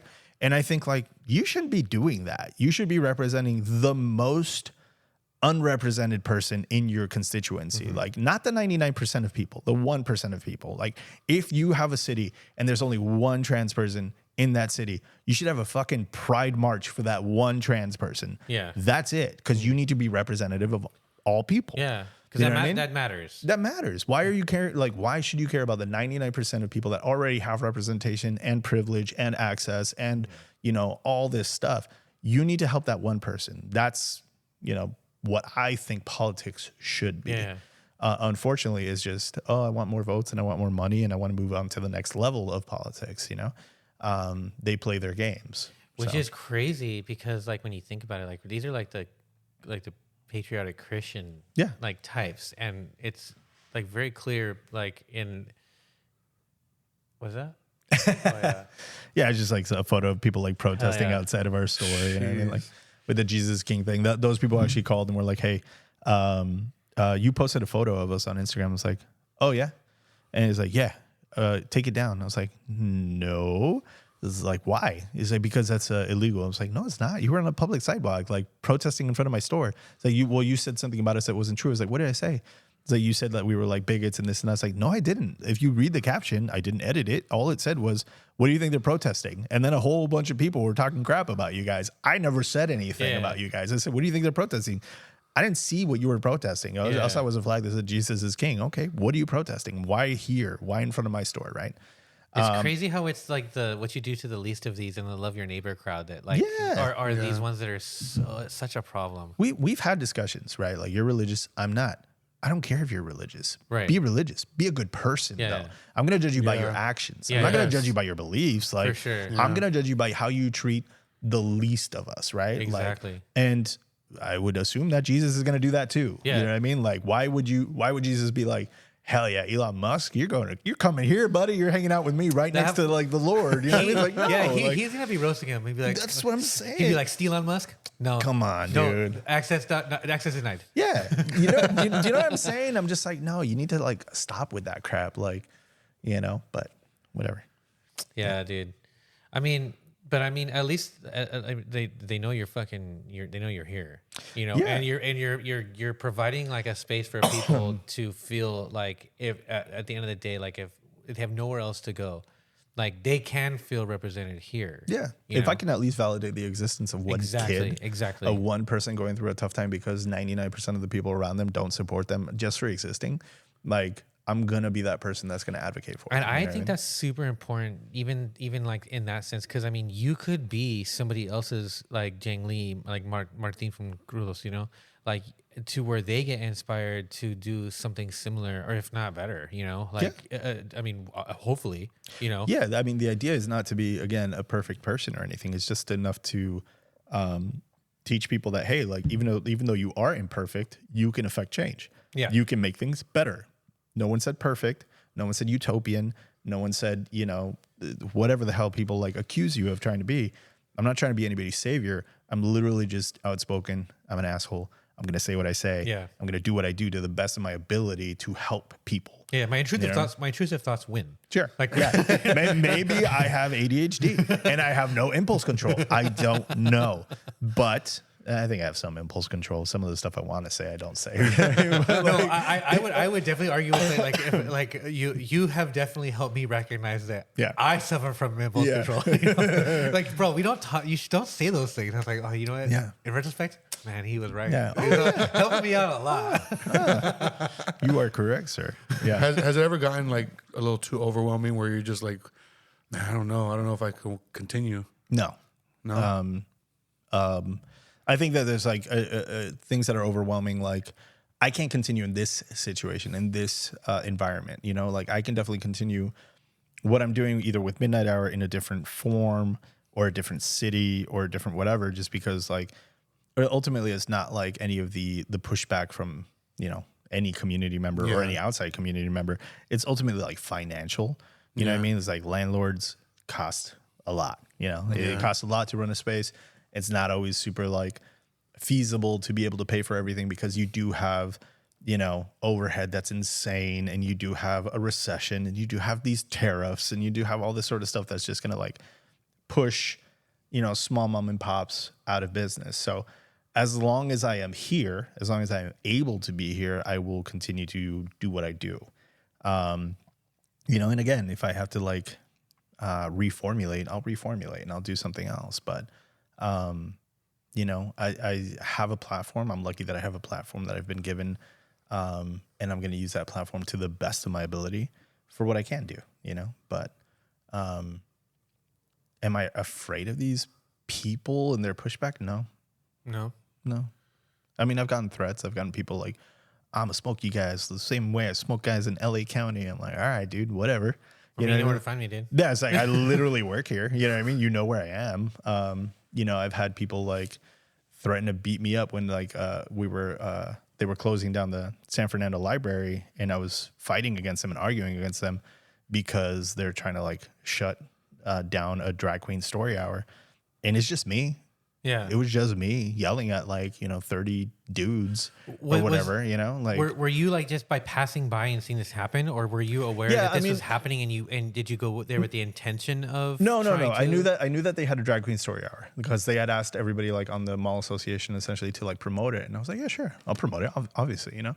But I didn't have time to go. It started right when we were opening the store, and I was like scheduled to work that day.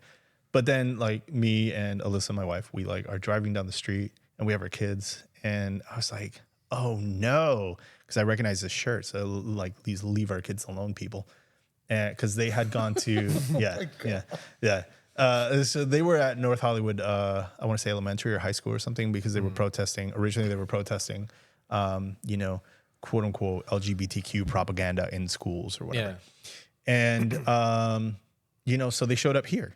And I was like, oh no, I know these people. Like, that sucks. And Alyssa's like, get out of the car. You know, she's my like instigator. Like, so she's the one with the impulse control. She for sure is my instigator. She's like, you need to say something. You need to like, you know, because she's a little snapper. I love it. So she's the one who gets you riled up. And she gets me riled up, you know, like she's like, sick 'em. Yeah, absolutely. You know, so I get out of the car, baring teeth. She's a little chihuahua. She's like gnashing, you know, at everybody. But she, you know, tells me to get out of the car, and I'm like, oh, okay, cool. And I get out of the car, I start kind of observing and videotaping, and I see them, and they're arguing with this mom, and she has her little 4-year-old daughter with her, and the daughter's crying because these assholes are calling her a groomer and a pedophile and saying that they're going to ruin her life, and like, how dare you? That's child abuse for bringing your child. And this kid's crying. So I step in the middle of them. I'm like, how many people are here? Like just probably generally like 30 or 40. So 30 or 40 of these people who are showing up to like just give whoever's attending this event some shit. Yes, to basically shut down the event.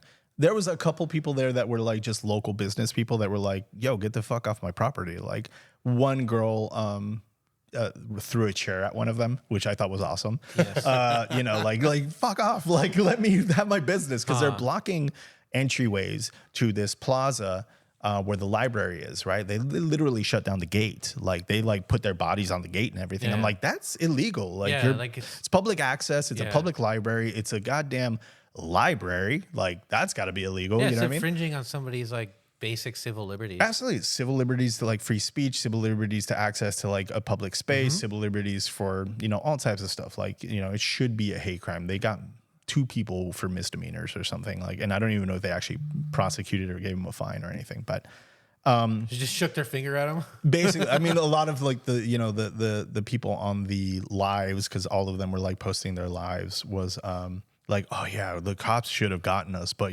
they're cool with us. I think they agree with us. Blah blah blah. Wow. Yeah, so it was very weird and sketchy, but I just got in the middle of these guys, and I was like, don't fucking yell at her, like do not make this kid cry, like and they're filming the kid. I'm like, stop right fucking now. Wow. It's like, who are you? It's like, my name's Sergio. I own Midnight Hour Records. If you got a problem with me, we can talk about it over there, but do not do that. You know what I mean? And then we start getting into it, and they started accusing me of like arguing with like a grandma, because this grandma was like, it was like, oh, it's not okay for, boys to wear wigs and women's clothing and blah, blah, blah.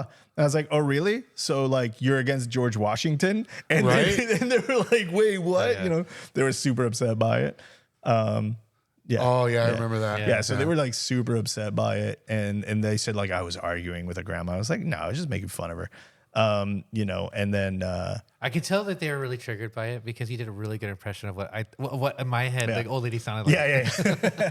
Well, the funniest thing is like, these people are super like conservative, super like Republican, and I was like, so you think that we should listen to what all of you decide for the community, right? And they're like, yeah. And I was like, so you're communists? And they were like, Oh, we are wow. not communists. Like lost their minds, their minds. That's not communism. I was like, lost it. And I was just it's like, funny you I'm say just that. trolling. You know what I mean? Dude, I do Like, that all the time working. yeah. Like, oh, be careful, you sound like a communist. Yeah, Like, yeah. no. yeah.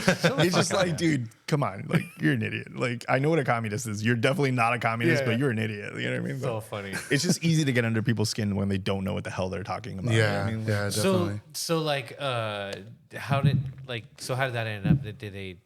No, 2 of them got misdemeanors. One of them that was like over there talking about how like, the community came together, blah, blah, blah. Turns out he's a felon. He was like, charged for like penetration with like a blunt object or something, like raped somebody. Holy shit. Had been in county for, guns, possessions and all that sort of stuff. He's like one of the ones that was like threatening us on his Facebook page. So a dangerous person. Yeah. A dangerous person, a person who has actually sexually assaulted somebody, is like over here talking about like grooming and sexually assaulting people. Is That's the, usually how it goes. Absolutely. The Absolutely. authority on like Yeah. on the do's and don'ts Yeah. of like. Yeah, afterwards they like are literally like they still have a court case like now because they got caught with more guns. They got caught like when the kids came out and they were protesting for the immigrant detention stuff that's happening now. He drove up the street and he had his Trump flag. And he's a Chicano dude. He has a Trump flag, and he's like posting like, "Oh, this is what happens when you fly an American flag." I'm like, I saw the video. I have a screenshot of the video. That wasn't an American flag. That was a Trump flag. Like you're over there instigating, So these are the people. Like a lot of them like got arrested afterwards because the FBI was investigating them for January 6th insurrection stuff. Oh, really? Yeah. So some of them went to jail like afterwards.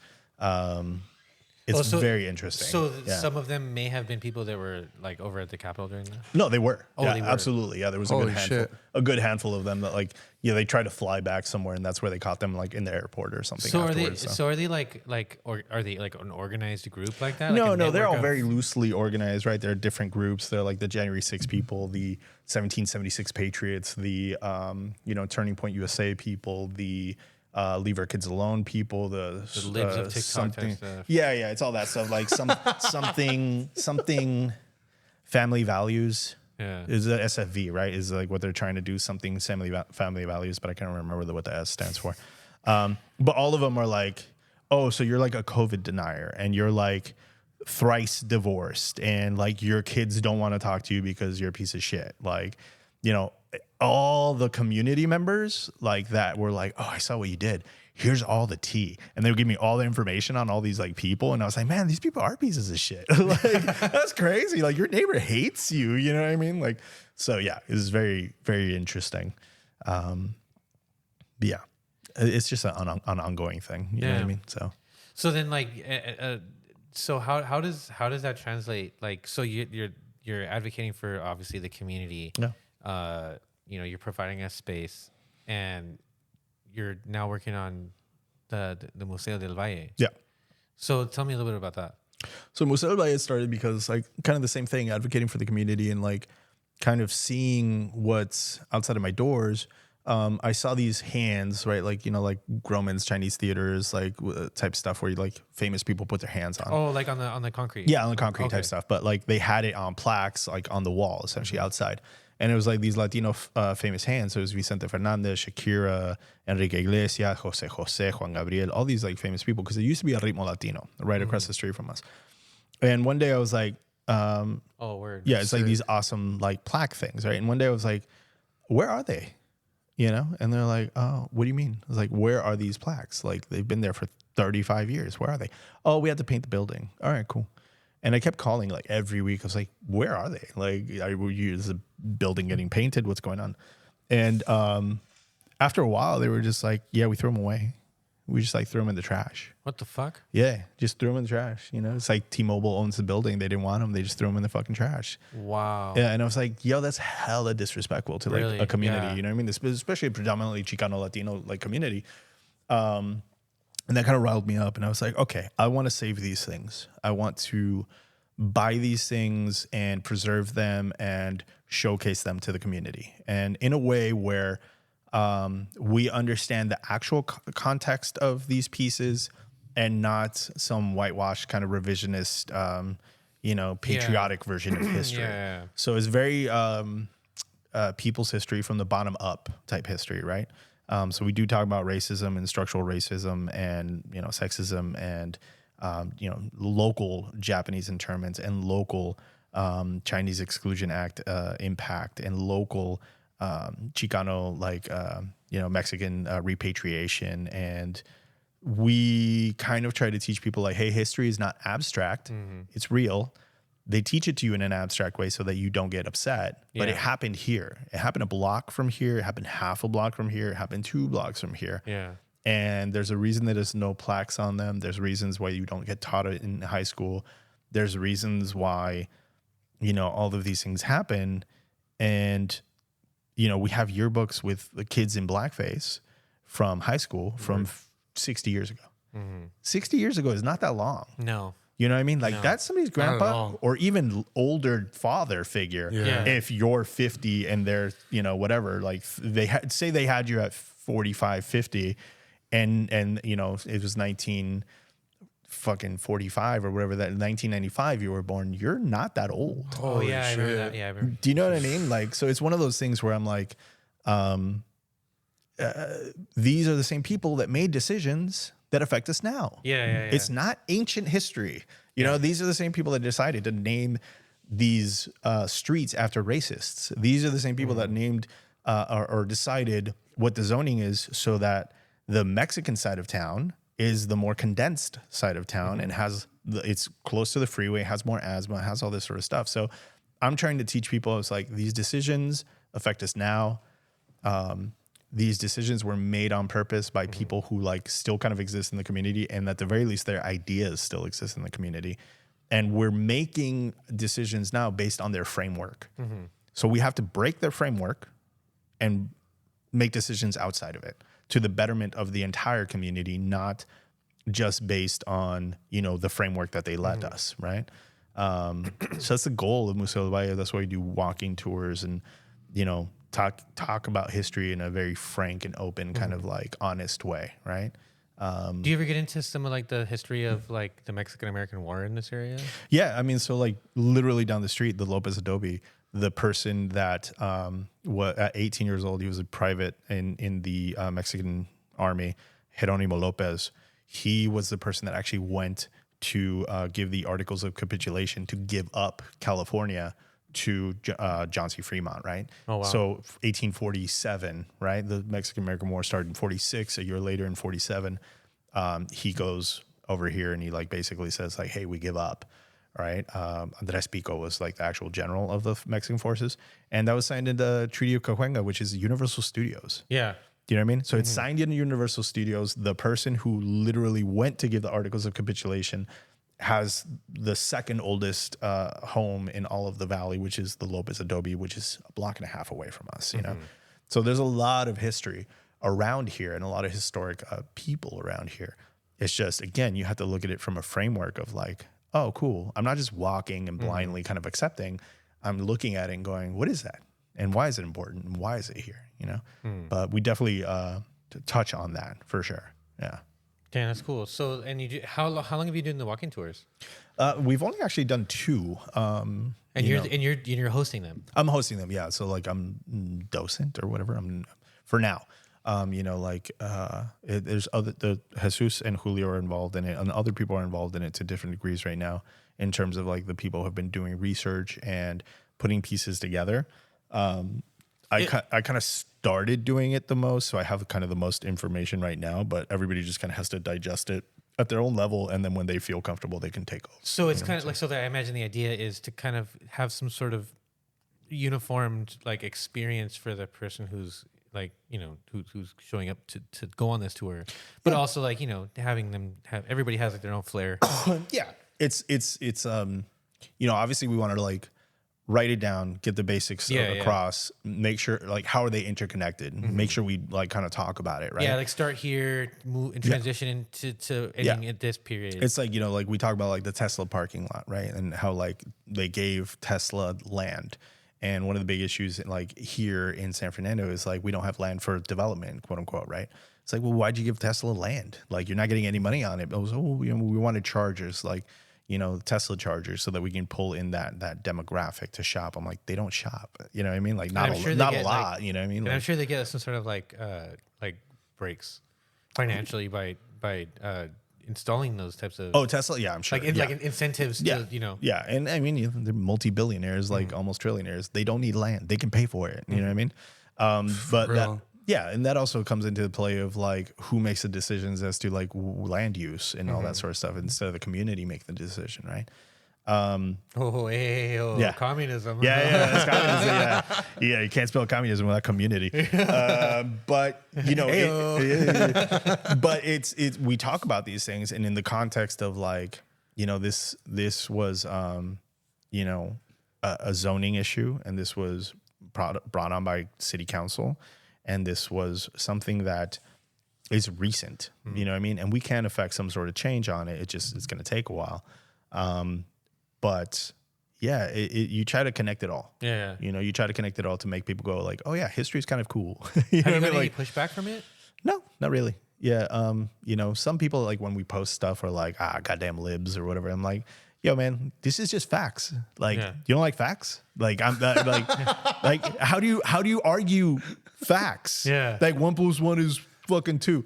Yeah. No, that's not 2. My mom says it's 3. Yeah. You're an idiot, and your mom's an idiot, and I'm sorry, but like, facts are facts. Yeah. You know what I mean? You don't have feelings when it comes to information. Like, this was made specifically. You know, we talk about like, you know, the Mexican side of town, right? Like I said that before, and I'm like, there's a map, a redlining map that literally showcases why this is the Mexican side of town and why you never got loans. And why you never got to upgrade your home, and why you never had more land, and why you don't have a park, and why you have more asthma, and why the freeway cuts through your community. Those are racist ideas. Yeah, for sure. Why? Because, no, it's not. It's just, you know, people voted for it. It's like white people voted for it at that time. Yeah. You know what I mean? Like, so, and this was, you know, the 30s and the 40s. That's not a long time ago to create generational wealth. And especially during a time where like they didn't have like, you know, a way to really kind of dial it in as far as like voting, you know? Yeah. So, I mean, like they're like the road, imagine the roadblocks people are like, who are marginalized now, who have those roadblocks in place to prevent them from engaging in like voting. Absolutely. Right now. Yeah. But like at that time, you know, what kind of like, what kind of representation did you actually 100%. have? You know what I mean? And then like, you quote unquote had the right to vote in like the 60s, right? Just like, you know, in San Fernando in 63, they passed the Rumford Act in California, which meant you could no longer have discrimination in housing. San Fernando was the first place to actually fight in a case using the Rumford Act and say, you are discriminating against me. It was like an apartment building like 2 blocks away from me, right? And, you know, then you still have then you still have segregation in schools, then you still have integration, then you still have into the 70s, then you still have like school busing, forced busing in like the 90s. Then San Fernando Valley tried to secede from LA because they didn't want to fucking do all this stuff in like 2002. Yeah. 2002, you know what I mean? Jesus Christ. It's not that long ago, you know what I mean? So like you still have all these things that are like, and one of the arguments that like some people have is like, yeah, but we want the right to discriminate. You're taking away my rights. It's like, what? Yeah. What? Like you're taking my right to discriminate against people. Like, it's like what? What the no, fuck, like dude? you know what I mean? Like these decisions are still ongoing. Yeah. Like it's like Confederate flag energy. Yes, it's very stupid. Like, hey, it's states' rights. Like, Yeah. all right, but what did your state want? Tell me what you wanted. Tell me what I wanted. Exactly. Slavery. Okay, so when it's the same thing when they're like, I'm against DEI. What is DEI? Yeah. Diversity, equity, inclusion. You're against diversity. Yeah. You're against equity. Yeah. You're against inclusion. That's crazy. It's like that conversation we've had before when you were saying like for people who are like, oh, that is Antifa, and it's like, okay, hold on, okay, like there's Follow the logic, dude. there's anti-fascist, Yes. and then the only other option is pro-fascist. Yes. So like if you're against Antifa, then you're pro-fa? You're profa. Yeah, absolutely. So if you're anti-Antifa, that means you're profa. You're pro-fascist. Yeah. Antifa, I don't know if you know this, is short for anti-fascism. Yeah. Fascism. We fought that. We fought that way against Italy in World War II, against, Nazi Germany. We fought that against like so many places, right? Yeah. And I say we, I don't really mean the government because the government was still obviously like racially segregated. And all By that and sort of large, stuff, a right? large group body of people who said like no. Yeah, and then the people who came back, essentially, a lot of people are like, this country is now fascist because of Donald Trump. I'm like, this country's always been fascist. Yeah. It just depended on the skin tone. Yeah. If you were black or brown or Asian or whatever, you experienced fascism in this country. Mm-hmm. It's just, now they're coming for like the little white ladies, and the white ladies are like, hey, this is fascism. It's like, what are you talking about? Like, this We're is supposed what to be on the same team yeah, here. yeah, exactly. Like, like it's the anti-DEI, and they're like, oh wait, like that means me because I'm a woman. You know what I mean? Like, yeah, you're an idiot. Yeah, no, like, they're coming for you too. They're coming for you They too. just haven't gotten to you yet. They haven't gotten to you yet. You're the last one on the poll. You know what I mean? But like, they're gonna get you. You know what I mean? It's ridiculous. But yes, I try to take these things, these historical facts, and piece them together in a way where you can understand this is the goal. Yeah. This was the goal, right?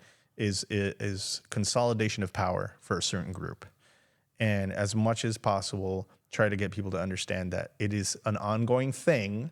And it has been an ongoing thing. It has been an ongoing thing. And just because your representatives now are your same skin tone doesn't mean that they aren't also supporting that and actively, whether it's because of conservative values or money talks, right? Or even passively, whether you're a Democrat and you're passively supporting it because you don't know any better, or maybe you don't have the spine to fight these conservatives, right? So either way, you know what I mean? Like I'm looking at, again, going back to I don't care what you believe. Right. I care what you do.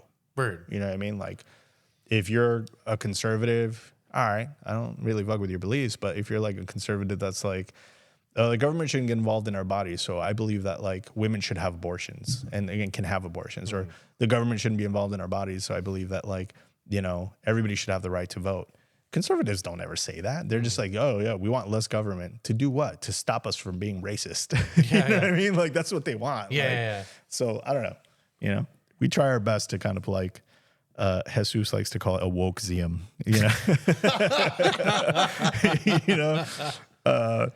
which, yeah, man, like, again, you're woke.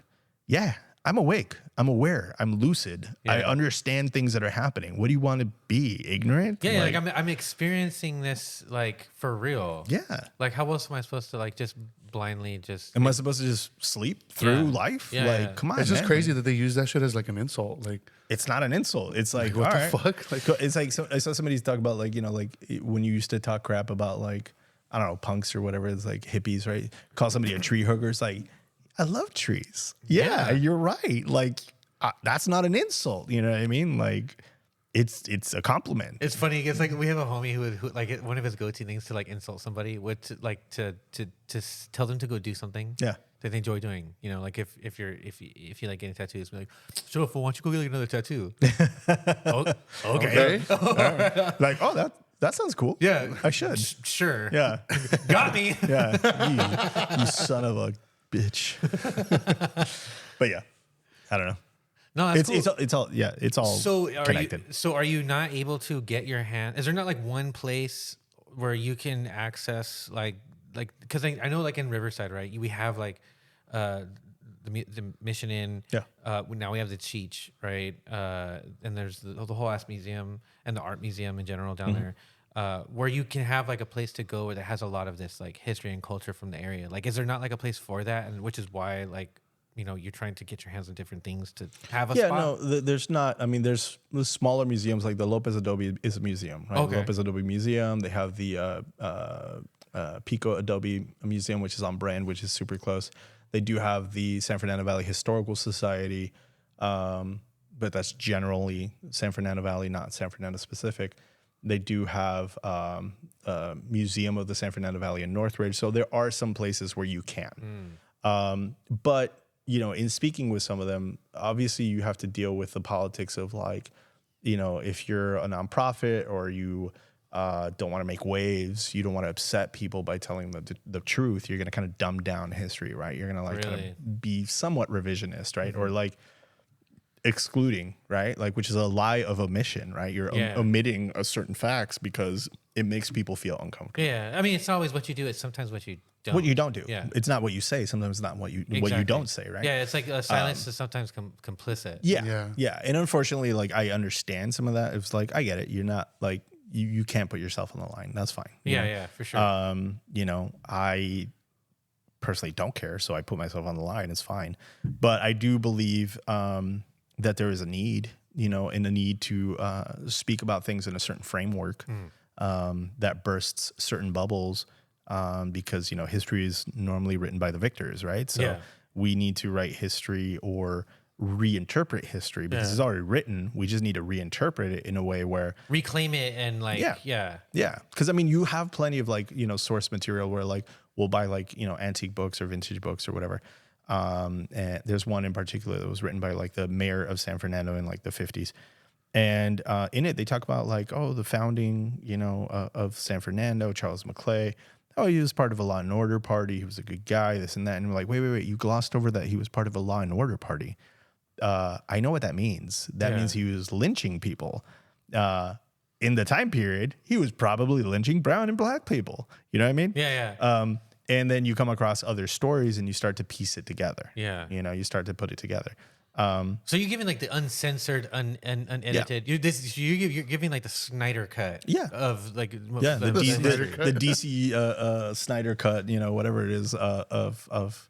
Yeah, the Lord of the Rings trilogy, the extended cut. The extended version of the what 9-hour, you know, fucking movie. But yeah, it's the just real. You know, it's just the real version of real events. And you can choose to believe it or not. Yeah. It's just fact. You know what I mean? But some people were just like, oh, well, I mean, that was the time, you know. But like, just because that was the time doesn't mean it was right. But everybody that says that was the time doesn't know that's like, no, it wasn't. Like Martin Luther King was at that time. You know what I mean? Like he was against it. Like Frederick Douglass was an abolitionist at the time. You know what I mean? Like you start looking during slavery, during all that stuff, you know what I mean? Like, you had Harriet Tubman, you had all these people, you had Biddy Mason, you had all these like people that like kind of fought against these things, right? So they're like, it wasn't the time. It was just like that was the narrative that was the time. Like there was plenty of people that were abolitionists, plenty of people that were like, even some of the liberal people that like you look at them and you say like, oh yeah, they're a hero because of whatever. Yeah, Abraham Lincoln or whatever. It's like that dude was responsible for one of the biggest mass lynchings of Native Americans. You know what I mean? So there's good and bad, obviously, but talk about it. Be real about it. You know what I mean? Like, and don't gloss over it. Who cares? So like, it's not an effort to like bash or to shame any particular person, group, like event in history. This is the raw, unfiltered, like what happened. You do what you will with this information, with your biases, but however, this is just the cold hard. Just facts. I'm giving them my interpretation, because obviously with facts, like it's like you can give people data, you can give people statistics, but if you don't give them context with the statistics, it's just numbers. You know what I mean? Like I don't give people just information of like in 1882 this thing happened. It's like, why did this happen? Yeah. What was it that led to this, and what happened afterwards? What was it? A consolidation of power? Was it a consolidation of land? Was it a money grab? Was it a conspiracy between like multiple partners to defraud, native tribes? Or why aren't native tribes here federally recognized, versus other tribes? Or why did we have a large Japanese population here when we used to have a Chinese population? It's the Chinese Exclusion Act. Why don't we have Japanese population here anymore? It's because a lot of them got sent to La Tuna Canyon Detention Center off the 210 and then went to Manzanar. You know what I mean? So it's like, it's hard not to interpret that as that's racism. You know what I mean? Like you have to kind of put it together and be like, no, this was a thing that happened here for a specific reason here. You know what I mean? And to specific people. Yeah.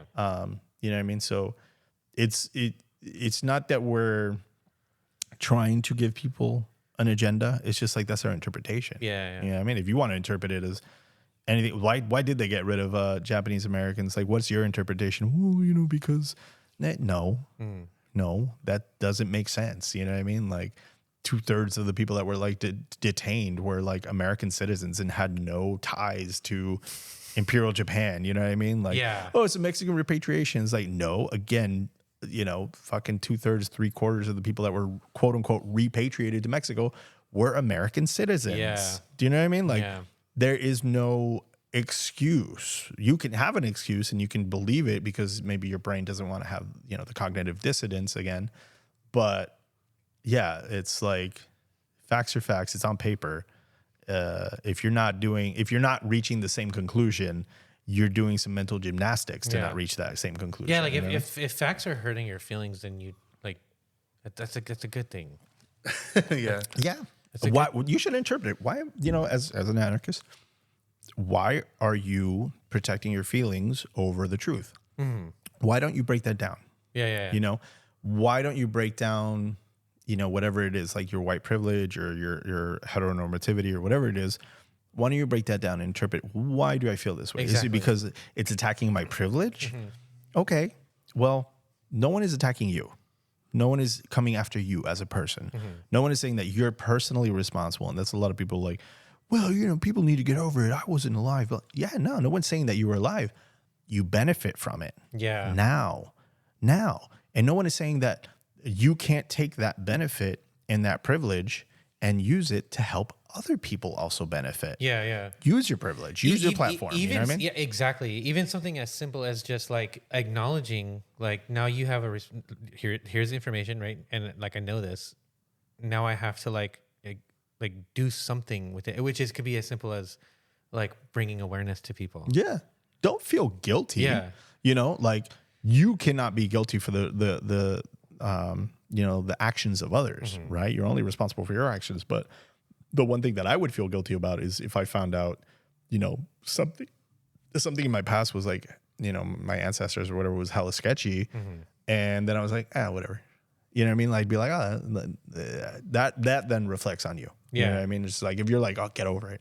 That seems weird. Yeah. It seems like a weird reaction. It's kind of like, do you remember like when Pope Francis first kind of came into his position? Yeah. And he was talking about, he had like this big conference where he was like apologizing on behalf of like the history of the Catholic Church for their role in like the Crusades. You know, acknowledging that that was like, that shouldn't have never happened. Like millions of people or many lives were lost and over something very like, I mean, that like the Crusades were whack. Yeah. And he like admitted that, or took accountability to some degree about it. What I mean? He's just a dude like centuries later, like just. Yeah. What are you going to do? You know what I mean? Yeah. But like, it's something as simple as like acknowledging, okay, like we shouldn't like, as like Catholics, like say, yay, the Crusades, like dress up in the garb and like, you know, celebrate those people as heroes who did something. It's like, no, like we committed like atrocities. Yeah. It's like Pete Hegseth, right? Like he has a Crusader tattoo or whatever, right? You know what I mean? It's silly. It's like, hey, you can acknowledge that something bad happened. Yeah, exactly. You can apologize for it. It's not your fault, but you Yeah. can apologize for it and say, we're sincerely sorry. And then you can try to even the playing field. No one is trying to tell you that you need to, like, even though, people get upset with the land back movement or whatever. They're like, so what, are we supposed to all go back to Europe? Like, no one is saying that. Like, it's like they're saying like, hey man, like give recognition, give, what do you call it? Like land management, stuff like that back to like native tribes, right? It's restitution, man. It's restitution. You know what I mean? Like, it's just like, just make things right. Yeah. Like, it doesn't hurt you. Yeah. You know what I mean? Like, you're giving land back to Elon Musk. Like, why can't you give it to a native tribe? Like, do you know what I mean? Like, it's stupid. It's disingenuous is what it is. A lot of the arguments are disingenuous. Like, they're just not real. They're excuses, essentially. But, yeah. I don't know. So what are some of the next steps as far as like with here, like with the record store and with the museum? Like earlier you were mentioning something like about interested in maybe doing like a podcast. Yeah, I mean, I'm definitely interested. I definitely would like to like talk about different, events and time periods and So it'd be like a history based one. Yeah, kind of. Yeah, I mean, there's definitely a lot of stuff that I'm interested in, like in terms of like music history, in terms of I don't know, like Mexican garage rock is something that like I'm super into, and you can tie it into local always history. something very niche for you, dude. Well, yeah, I mean, because you can tie it in. You know, like you have like Richie Valens, he was here, and you can tie in the racism thing. Yeah. Like, where did he get signed? He got signed at Rennie's Theater, which is 2 blocks up from us, and he was only playing matinee shows because he was Mexican. It was a sundown town. After sun went down, you had to come back on the other side of the tracks, right? So you had Bob Keane showing up to like sign him up. He died in 59. Like 2 years later, the Midnighters came out with like Whittier Boulevard, this Chicano garage rock sound from East LA. You can talk about like, Olfie Martinez being a Mexican-American woman who like recorded these East Side classics, who had a record store here in San Fernando. You can talk about Tom Waits and Chaka Khan and Michael Jackson recording here in San Fernando. Right. Some of their biggest hits, you know what I mean? Some of their biggest albums were recorded here in San Fernando. It's history, but it's music history, racial history. It ties into the bigger narrative of like American history, and the impact that it also has on other people. Like the Beach Boys, the first show they ever played was a Richie Valens tribute show, right? You can have, all these different narratives that kind of tie into these sort of things, right? So yes, it's history, absolutely. But it's also culture, Okay. Yeah. Because I was curious, because I mean, like I know from what you're saying, like it's like a lot of like mostly relevant to like the Valley. Yeah. But I mean, like when you were doing like the Red Cali History Instagram, like I mean, dude, I thought that was really dope, dude. Yeah. Like, I mean, I imagine like, were you thinking about like just not making it solely focused on the Valley? Yeah, and maybe yeah. including more of like just all of like California or the 100%. Like I basically just say that like I focus on the microcosm of like San Fernando first. And then I expand into the San Fernando Valley because it's just so vast. Right. You can't cover the history of everything, every city, every town, every Southern California itself would just take up volumes upon volumes upon volumes. Well, right? I mean, if you really dial it back like in time, like the IE at some point was technically Los Angeles, like a long, like in the early 1900s. Yeah, Riverside at one point could have been like the Mecca of Southern California if they had chosen to put the railroads there and all that sort of stuff. Yeah, during the time of the Chicken Coop murders, like it was incorporated to Los Angeles. Yeah. So there's a lot of like, I mean, you can cover so much history and so much like niche stuff, right? Like, but what I'm trying to do is teach macro history in a micro level. So for where I'm at, the locality is like, okay, this kind of makes sense, right? But again, I do have a lot of stuff on like West Covina, IE, San Diego, San Francisco, everywhere, because I just, again, if I travel and wherever I travel, I try to find some historic stuff. And even then with like even talking about the Mexican garage rock stuff, that's obviously an import that one could say Chicano rock was imported from Pacoima, San Fernando to Mexico City. And then you had, in the mid 60s going into like the late 60s, then you have the massacre of like the students of Tlatelolco. I'm saying that probably wrong. But that was as a result of like these quote unquote hippie kind of, result of like the Beatles and rock and roll and all that sort of stuff being incorporated into Mexican culture. So you can go worldwide with it. Yeah. I mean, you can definitely talk about, I've been to El Salvador and picked up records of like Los Vikings and stuff like that. And they were like, oh, if you had these records, they would kill you during the Civil War, because you had these records that were like American, or you had these records that were whatever, you know what I mean? So you can definitely touch on a lot, Damn. And I would love to, and it's definitely going to be all over the place. Like, if you talk about Frank Zappa and the Valley, right? He wrote that song Valley Girl. He saw Richie Valens. He wrote Memories of El Monte for the Penguins. You know what I mean? What does he have to do with El Monte? You know what I mean? Like, but that's awesome that he wrote that. Yeah, that's a classic lowrider song. You know what I mean? Then you start talking about El Monte and the SGV scene and Art Laboe and all this sort of stuff. So it's all connected. Like it's just I'm focused on a certain area just because it makes it easier to branch out of that. Yeah. Do you know what I mean? Like if I was kind of all over the place, people would be like, why do I care? It's cool because like, I mean, so when, like listening to it, dude, it literally sounds like you're just a lore master, right? So like that's lore what it sounds master. Like. Yeah, because I mean that's what intrigues me about stuff like like Lord of the Rings and stuff like that. Because you see the thing or hear the thing or and then there's roots to it, right? Yeah. And each of these roots like go branch out from something else, and they're connected somehow. And you're like, oh shit! And like, it's exciting when you stumble on those connections. You know what I mean? Maybe that's like one of my like brain superpowers is just making these really random connections or whatever. No, dude, like, dude, see, and that's what makes it fun, And like, so basically, what I'm getting out of it is like you're just a nerd, like absolutely, who's just like has like an insatiable like appetite for like lore. Whether it's absolutely, whether it's punk or history or music or culture or whatever, it's. I've heard DIY wizard. People have called me a DIY wizard, but I've never heard lore master. But I love that. No, you like if this was Middle Earth, you're Elrond. Yeah. I like that. I like that a lot. Like like Gandalf when he's flipping through like when he's in the Minas Tirith and he's like I need to learn more about this ring. That's you. This fool's calling me a nerd. That's crazy. But yes, I agree.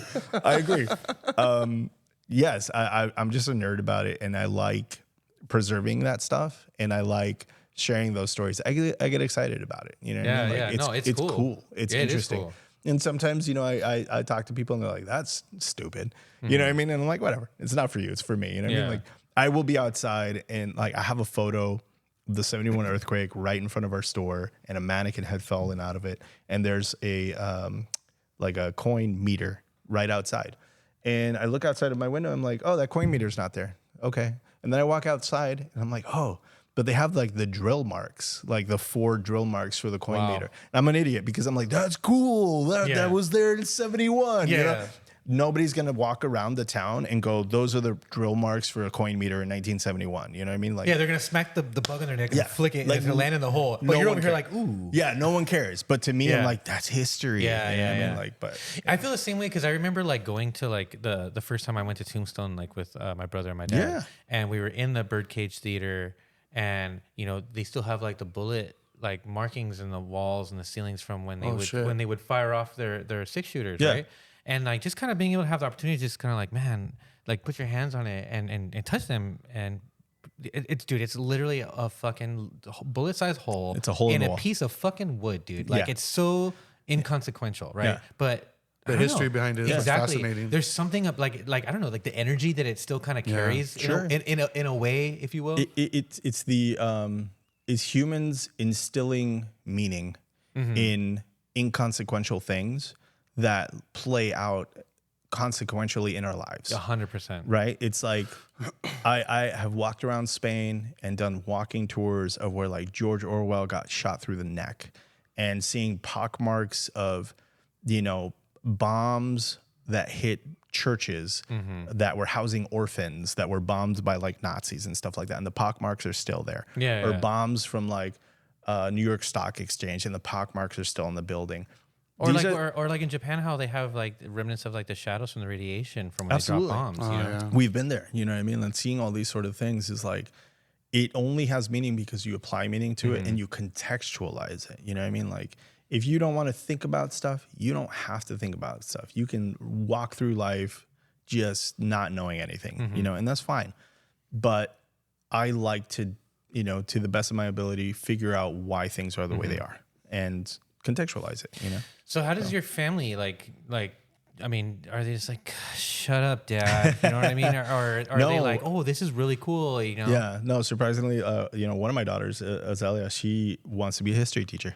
Oh, Yeah, really? Yeah, awesome. she's like, I want to be a history teacher, or I want to work at a museum and be like some sort of docent or like, you know, curate Oh, stuff. Or that's whatever. really, that's really cool. So I'm excited for that because like I can share things with her and I can like, you know, kind of like get her excited about things. And who knows, maybe like with the things that I'm doing, it opens up a path for her to do similar things in that field, right? You know, they all find it interesting to a certain degrees, but I think she's the most interested. So yeah, I ask because I mean, like it's. I mean, at least from my lens, and I'm able to peer it through. Like, it seems like you rub off on them. Yeah. Because like even when one of them was speaking at what is it like the San Fernando City Council. the city council meetings, right? Yeah, So, yeah. I mean, you were doing that. Yeah. Which Yourself. I mean, I had shown up, you know, to speak out against what had happened at the downtown San Fernando Library for the Drag Queen Story Hour. And, you know, they had kind of dropped me off like, oh, we're going to circle around and I don't know, maybe just go get ice cream or something, you know? And then they're like, oh, she kind of wants to see what's going on. All right. Yeah. I mean, it's city council. You're fine. Come on. And Like she's not going to hear or see anything that's gonna nothing be, crazy. Yeah, you know, like sure, maybe a cuss word. I don't know, whatever. But then, you know, they got out of the car, they came in, they were kind of watching, and then she eventually was like, I want to talk. And how old is she at this time? 12. 12. Yeah. So she was like, I want to talk. I'm like, if you want to, that's fine. You know, I'm not forcing you. You can do whatever you want if you're comfortable or not. Were you like as a parent, were you kind of like Yeah, I was stoked. but like nervous at all? Like Yeah, I mean, nervous for them. You know what I okay. mean? Like, oh, I hope they're like, you know, not super nervous. I hope they can, you know, get through it okay. You know, because it's not like a planned speech. So sometimes you're like, I don't know what to say, you know. But yeah, she got like a certificate of recognition from the city and like for bravery and speaking up, you know, for others. And That's fucking tight. it was cool. Dude. You know, it was like, oh, sweet. You know, like, so you just crumpled it up and threw it in the trash? it's gone. Yeah. Personal history, I don't care about, you know. But no. It's like in a frame. No, I have to think about the Valley guys. Yeah. It's in the frame and everything, you know. So she's now part of Valley history, right? Because dude. You never know when you're gonna be a part of history. You know what I mean? Like you could be anywhere, and something crazy is gonna happen. And it's like, you know, that one time that you saved the guy's life, and we got reported on MTV. MTV Hive. Yeah, right. Like, you know, it's like you're just driving, doing you on a tour, doing whatever, and then you save someone's life because you have first responder training. You know what I mean? Like, you know what I mean? Do you know how often that happens to me? Often? Often, dude. That's crazy. It happens to me all Yeah. the time, dude. Like, like you should see what I have in this backpack. Yeah. Like, stay ready. But Never yeah, get ready. that's what I'm saying though. But it's also like once you see it, you don't unsee it. Once you know what to do. You know. What I mean? Like, and then plus, like, I mean, everybody's kind of got like a, I don't know, calling, if you will. You know, something that like discerns them in like a way that in which they like. I mean, I feel like inherently we all have like a need to be of service to some capacity, right? Yeah. And like me, like helping people in the sense of like, you know, in times of need, like how eager I was trying to help out with, you know, when the fires are going on. Yeah. Dude, I'm constantly carrying around like CPR masks and things to, you know, like we went to go see Minority Unit. Yeah. I'm by my motherfucking self, bro. And like while Minority Unit was playing, some dude got fucking like landed on. Yeah. And I saw the security guard trying to figure out what he's supposed to do in that moment. So I was like, hey man, I can help you, you know? And it's like, fuck man, I didn't even get to see my homies play. Yeah. Yeah. But, You know what I mean? Yeah. But I mean, that's just like my calling. That's an in a inherent way, thing. Yeah. Like, and I think that like, you know, most of us have that inherent nature, to want to help, to want to do like something. do something, Yeah. to want to like provide, to want to be a space, to want to do whatever, you know? And I think some people get that need hijacked. And I think that realistically what it is like this reptomammalian part of your brainstem that says like it's us versus them, right? Like, yeah. And sometimes the need to help gets hijacked into the need to help your own, quote unquote. Yeah. And that's where white supremacy comes from, or homophobia or sexism or whatever. Yeah. They're so narrow-minded in who they're trying to help, Yeah. which is just them or their in-group, that they exclude all these other people. And I think that like when you evolve, and I do think that is like a part of evolution, is like your frontal lobe in your brain opens up and says, hey, we're all the same. We just got to help each other. You know what I mean? So I think that like, yeah, you know, it's ignorance, like on the part of like, you know, most people like racist or sexist or homophobic or whatever, but it's a learned ignorance. It is a survival mechanism for a lot of people that are in certain situations or grow up in certain situations. So it's hard to like kind of break them from that. But what I'm hoping to instill with like some of the museum stuff is like, hey, like, again, I'm not coming at you in a way where I'm attacking you with information. You know, a lot of times people weaponize, especially in academia, they like weaponize information to like kind of attack people. I'm like, cool, that's fine. That's one way. I'm not telling you what way you should or shouldn't communicate with other people, especially if they're assholes. But non-confrontationally. yeah, I'm trying to, the best of my ability, non-confrontationally, without having to back down, you know, without having to cower, but like non-confrontationally present information to you so that you can open up the critical thinking skills in your brain. And that's it. Yeah, and You then know like, what I mean? and you, I mean, obviously, like you speak because you speak with conviction, right? So like, I mean, it's not going to be, it's hard for you to not have to like interject like your own like like you said, your interpretation of it. Yeah. During and for that for context, you know. Yeah. It's like I mean, not to be confrontational, but I mean, it is what it is. Yeah, absolutely. And if you want to confront me, okay. Yeah. You know, It's like I'm sorry to hurt your feelings. Yeah, I'm not gonna back down. You know what I mean? This is just information. You know what I mean? So it's kind of the same thing here. It's like, you know, I will definitely get in someone's face if they're being creepy towards like somebody, you know, in the store or in the shows or whatever. You know, I've definitely had to stop people from like drinking or whatever, and I'm like, hey, you need to stop. Like, don't tell me what to do. It's like, I'm gonna tell you what to do because I have to, first off, but I also have to protect everybody in here, but I have to protect myself and my family. You know, like your drinking or your aggro-ness or whatever doesn't take precedent over like my family's needs or the people in this place. You know what I mean? So, you know, without starting shit, but like, you know, if I have to finish it, I'll finish it, whatever the result is. You know what I mean? Like, you know, I'm not a macho guy by any means, but like you're not trying to fuck around, but you're not afraid to help someone find out. Absolutely. You know, like it's the same thing with those bigots at like the story hour. They could have beat my ass. There was like 30 of them, you know what I mean? Like, but it is what it is. I'm not going to back down. I'm not going to cower just because I'm outnumbered. You know what I mean? Like, you know, it is what it is. But yeah. Plus, I mean, there was bad cameras there, so if something would have happened, like yeah, sure. You know, cameras don't stop you from getting stabbed, but whatever. You know, but you know, it is what it is. Like in the long run, you know, I truly believe in being of service. Yeah. You know? Word. And whether it's at your own detriment, okay. Sometimes it will be. You know, for the most part, it isn't. So yeah. It's like, you hear that, Christians? Like, this atheist dude is doing it better than you guys. Come on. Yeah. I mean, you know, right? I tell you all the time. I send you little like stuff like Jesus was an anarchist type stuff or whatever. You know what I mean? Oh, like, dude, once you turn me on to like Alexander Chris, like I bought his dissertation, dude. Yeah, there's a lot of stuff in there that I'm Chef's like, hey kiss, man, dude. like you can take information and statistics and weaponize it against people or weaponize it for people. You know? So I love telling people that Jesus was an anarchist at work. Yeah, absolutely. They love it. Yeah. They're just like, that makes sense. Oh man, dude, they think it's great. They no, dude, they want me to shut up and stop talking. Yeah, of course. Yeah. There's So- like, no, that's not what my church says. All right. So what would you tell anybody who like wants to get like, you know, involved or like say wants to, you know, maybe, you know, do something to kind of, you know, if there it's, oh man, if like, I love that what Sergio's doing, I want to do something like that. Like what can they do? Like, you know, can they reach out to you, like volunteer, or like what's some things that they can do to get involved? Sure. Yeah. I mean, in the like, you know, immediate kind of goal or immediate sort of stuff, you can always volunteer. You know, you can always help out. You can always offer services or offer like, hey, I want to like piece this together. I want to do whatever. Like ultimately, I'm very do it yourself. You know, I'm very just like, yeah, you want to do it, do it.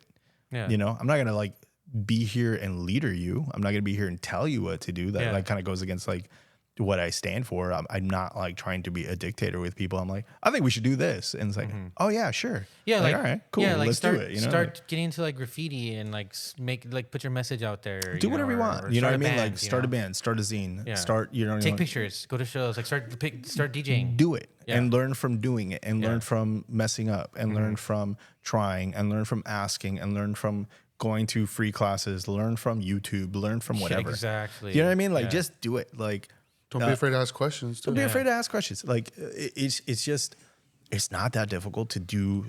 I'm not an expert in anything. I did not go to school for half of these things. Most, like 99% of these things. You know what I mean? Like I learned what I learned just because I was passionate about it and I was curious about it. And that natural curiosity gets stamped out of a lot of kids.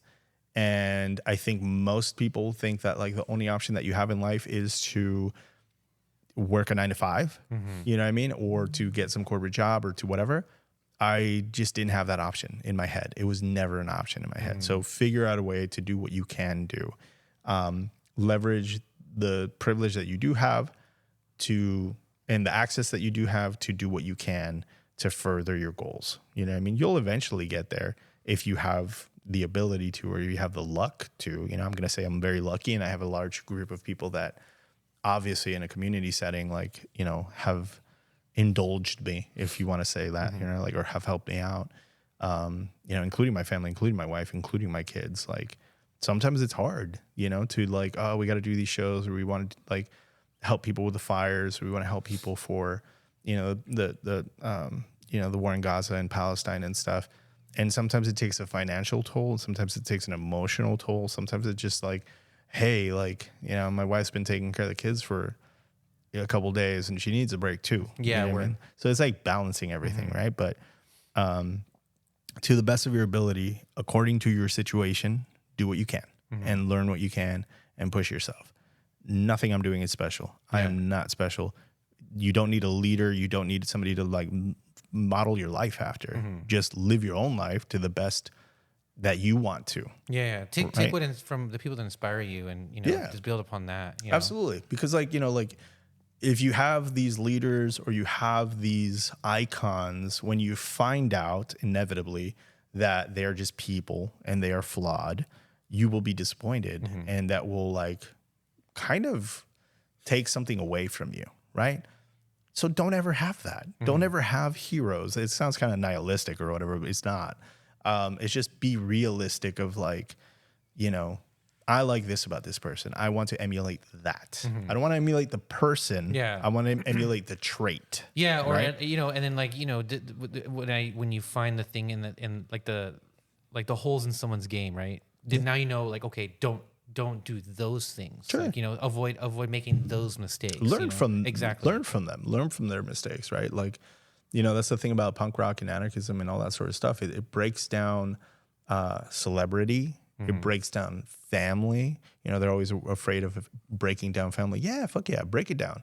You know what I mean? Figure out how to respect your kids on an equal level playing field. How to respect your partner on a level playing field, right? If you decide to even have kids and a partner, right? Family can be interpreted in so many different ways, right? You can have your chosen family. Yeah, absolutely, right? So like learn to break everything down and build it up block by block for yourself, for what actually works for yourself. You know what I mean? But, you know, you're going to get some pushback. I've definitely gotten pushback from family and friends and you know, certain community members or whatever. Who cares?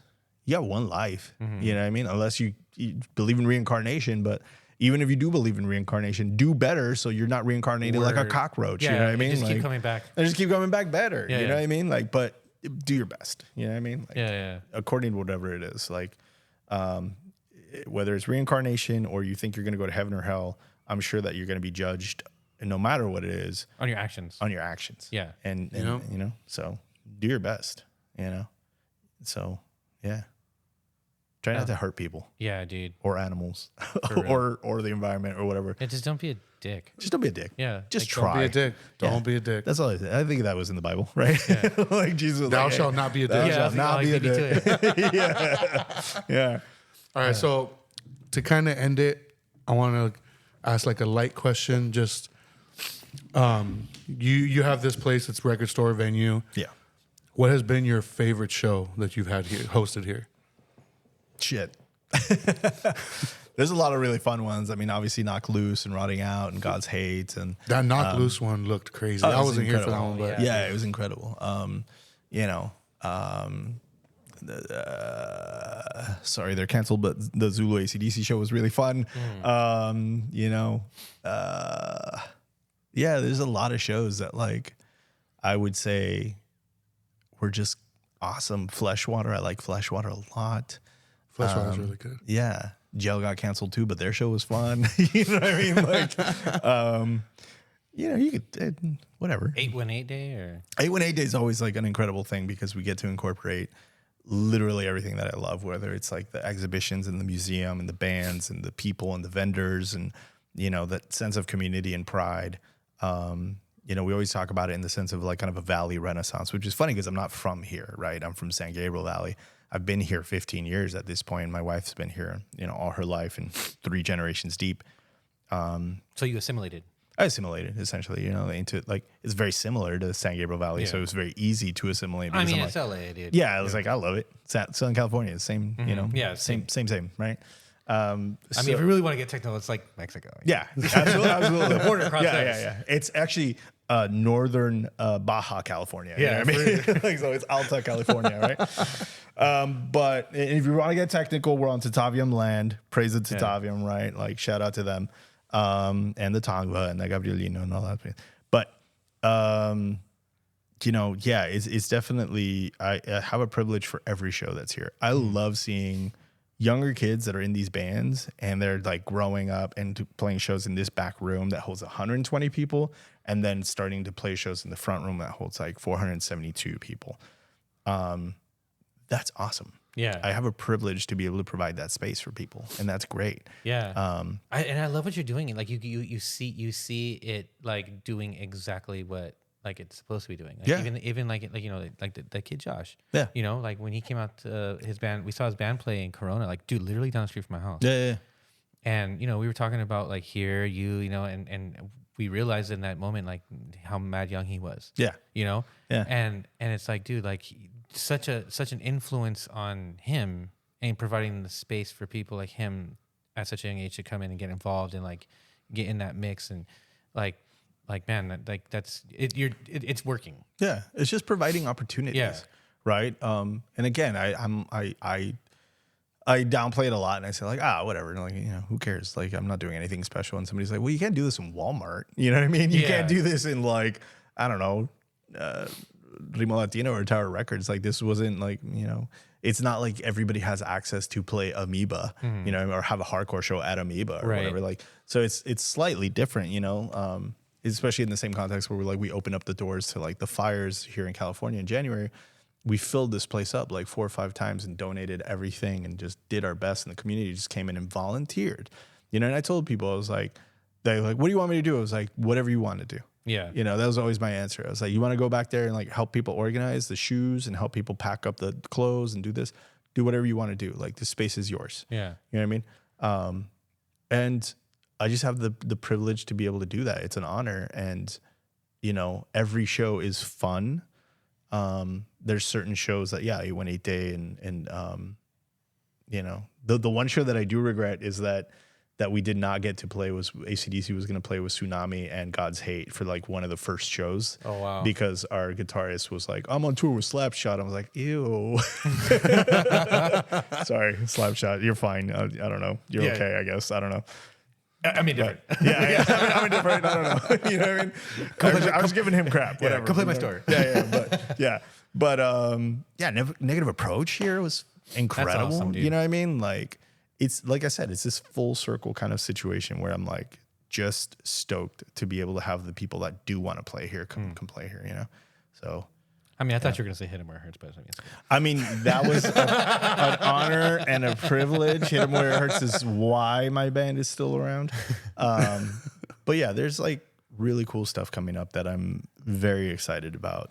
So yeah. Well, to lightly touch on that, because last time when I was here, or when we at that show, you gave us the GOAT trophy. You know, for that reason. Yeah. So I had something for you. Oh, okay. There's a baseball in it, so don't mind it. Okay. But There's a baseball. because you're the champion. Jesus Christ. Of the Valley, dude. Holy shit, that's a huge. huge ring. I am the champion. We are the champions, baby. Can I fit this? Holy shit. Imagine if I wore this all the time. You don't have it. You're not going to? No, I am. Yeah. On my neck, though. This is insane. Thank you. Yeah, dude, like This is insane. you're the champ of the Valley, dude. Valley champ. Yeah, dude. Yeah, thank you. Yeah, I dude. appreciate The it. punk rock champion, dude. Yeah. The poser. Yeah, the emo was. The emo was, you know? Yeah, plus it's like, you know, like in case those dudes like want to give you more shit. Oh, you know? yeah. I like to wear rings that take chunks out of people's faces just in case, you know what I mean? But yeah, that's crazy. Thank you. This is sick. So I just realized this episode's coming out on 420, Oh, sick. So, yeah. Blaze it. which is also So you Easter, want to smoke a joint with me then? Blaze it. Yeah. which is also like Easter Sunday. But is there anything you want to like announce You're or doing plug Hitler's or something? birthday? Come on, man. Our episodes come out Sundays. So. Okay. All right. That I want to plug? Or anything that would be announced by then that isn't announced yet? No. The 20th? I'm not gonna cheat people out of the wait. You can be excited about it and just be like, oh wait, he teased some cool stuff, and then it's gonna drop, and you're gonna be like, that was cool. No, just check our Instagram. We post flyers and we post lots of like cool stuff. I'm trying to think of anything happening after the 20th that like is okay to announce, but I can't remember. Like any events or anything you might have coming up that you like to? No, I mean, you know, we're gonna do Pride. We're gonna do 818 Zine Fest. We're gonna do, you know, more walking tours. We're gonna do an exhibition in May for Asian American Pacific Islander Month. We're gonna do an All Valley exhibition on music. So most of it is gonna be like punk flyers specifically from like the Valley, but also talk about like Tom Waits, Chaka Khan, Michael Jackson, and just kind of the local history. So we have a lot of projects like in line, you know, we have a lot of stuff that we are definitely excited to like kind of bring about. It's just, time. So, but it's going to happen. So, yeah, well, we appreciate you like making time to do this with us. Yeah, man. dude. You know, I mean, I love having conversations with you, you know, and I don't know. I feel like it's really cool what you're doing. You know, I've always admired you. I've always looked up to you. I'm constantly inspired by the things that you do. I've learned so much from you, you know, and I feel like you do deserve flowers and a place to, you know, like a space to talk about these things. And, you know, like I said, I just like kicking it and talking with you. Yeah. You know, and I'm excited for like what you have coming up like in the future, dude. You know, you've inserted you've inserted yourself in like punk rock lore, you know, and like the Valley lore, you know. So that's really cool and exciting. Yeah. I mean, I'm just excited, like I said, to be of service to all the different communities that I have interest in, you know what I mean? So hopefully I make people proud to be a part of what they're a part of, whether it's the Valley or punk or, you know, whatever scene that they're a part of, you know, hopefully, you know, hopefully it inspires them to do better things. And I mean, hopefully it's just a jump off point. Like, I don't want this to be the peak, obviously, you know what I mean? I want this to be like, just a small little wave, a small little ripple, you know, if anything. So if you're listening, do better than what we're doing. Do something cooler. Yeah, well, I mean, So, but thank you for everything you do, man. Like, you know, it's important, dude. Like, and for what it's worth, like, I mean, I'm proud of you. Like, I'm honored to see like your trajectory from, you know, having known you so long, you know. Yeah. And you know, you do so much, and you deserve to be recognized for, you know, like for how much good and how much awareness and what you add to the scene and like the community, dude. Like, it's a big deal and it's important, and I'm proud of you and I'm glad you do it. Thank you. I'm not good at taking compliments, but thank you. Yeah, same. But I mean, like, I don't know. We all deserve to hear it from each other sometimes. No, Thank you. And like Jose said, thank you for making time for us and allowing us to do it here in the store too. Yeah. Thank you for even thinking that I'm like a subject worth recording. you know what I mean? Like, definitely are. So thank you. Yeah. But yeah, I'm looking forward to helping you start your own podcast. Yes, absolutely. That's another one. There you go. Hopefully we do a podcast soon, and I'm going to put all this stuff out there. So, yeah. Oh, yeah. We'll help you get started. Yeah. Fuck yeah. All right, we'll see everybody next time. Peace. Late.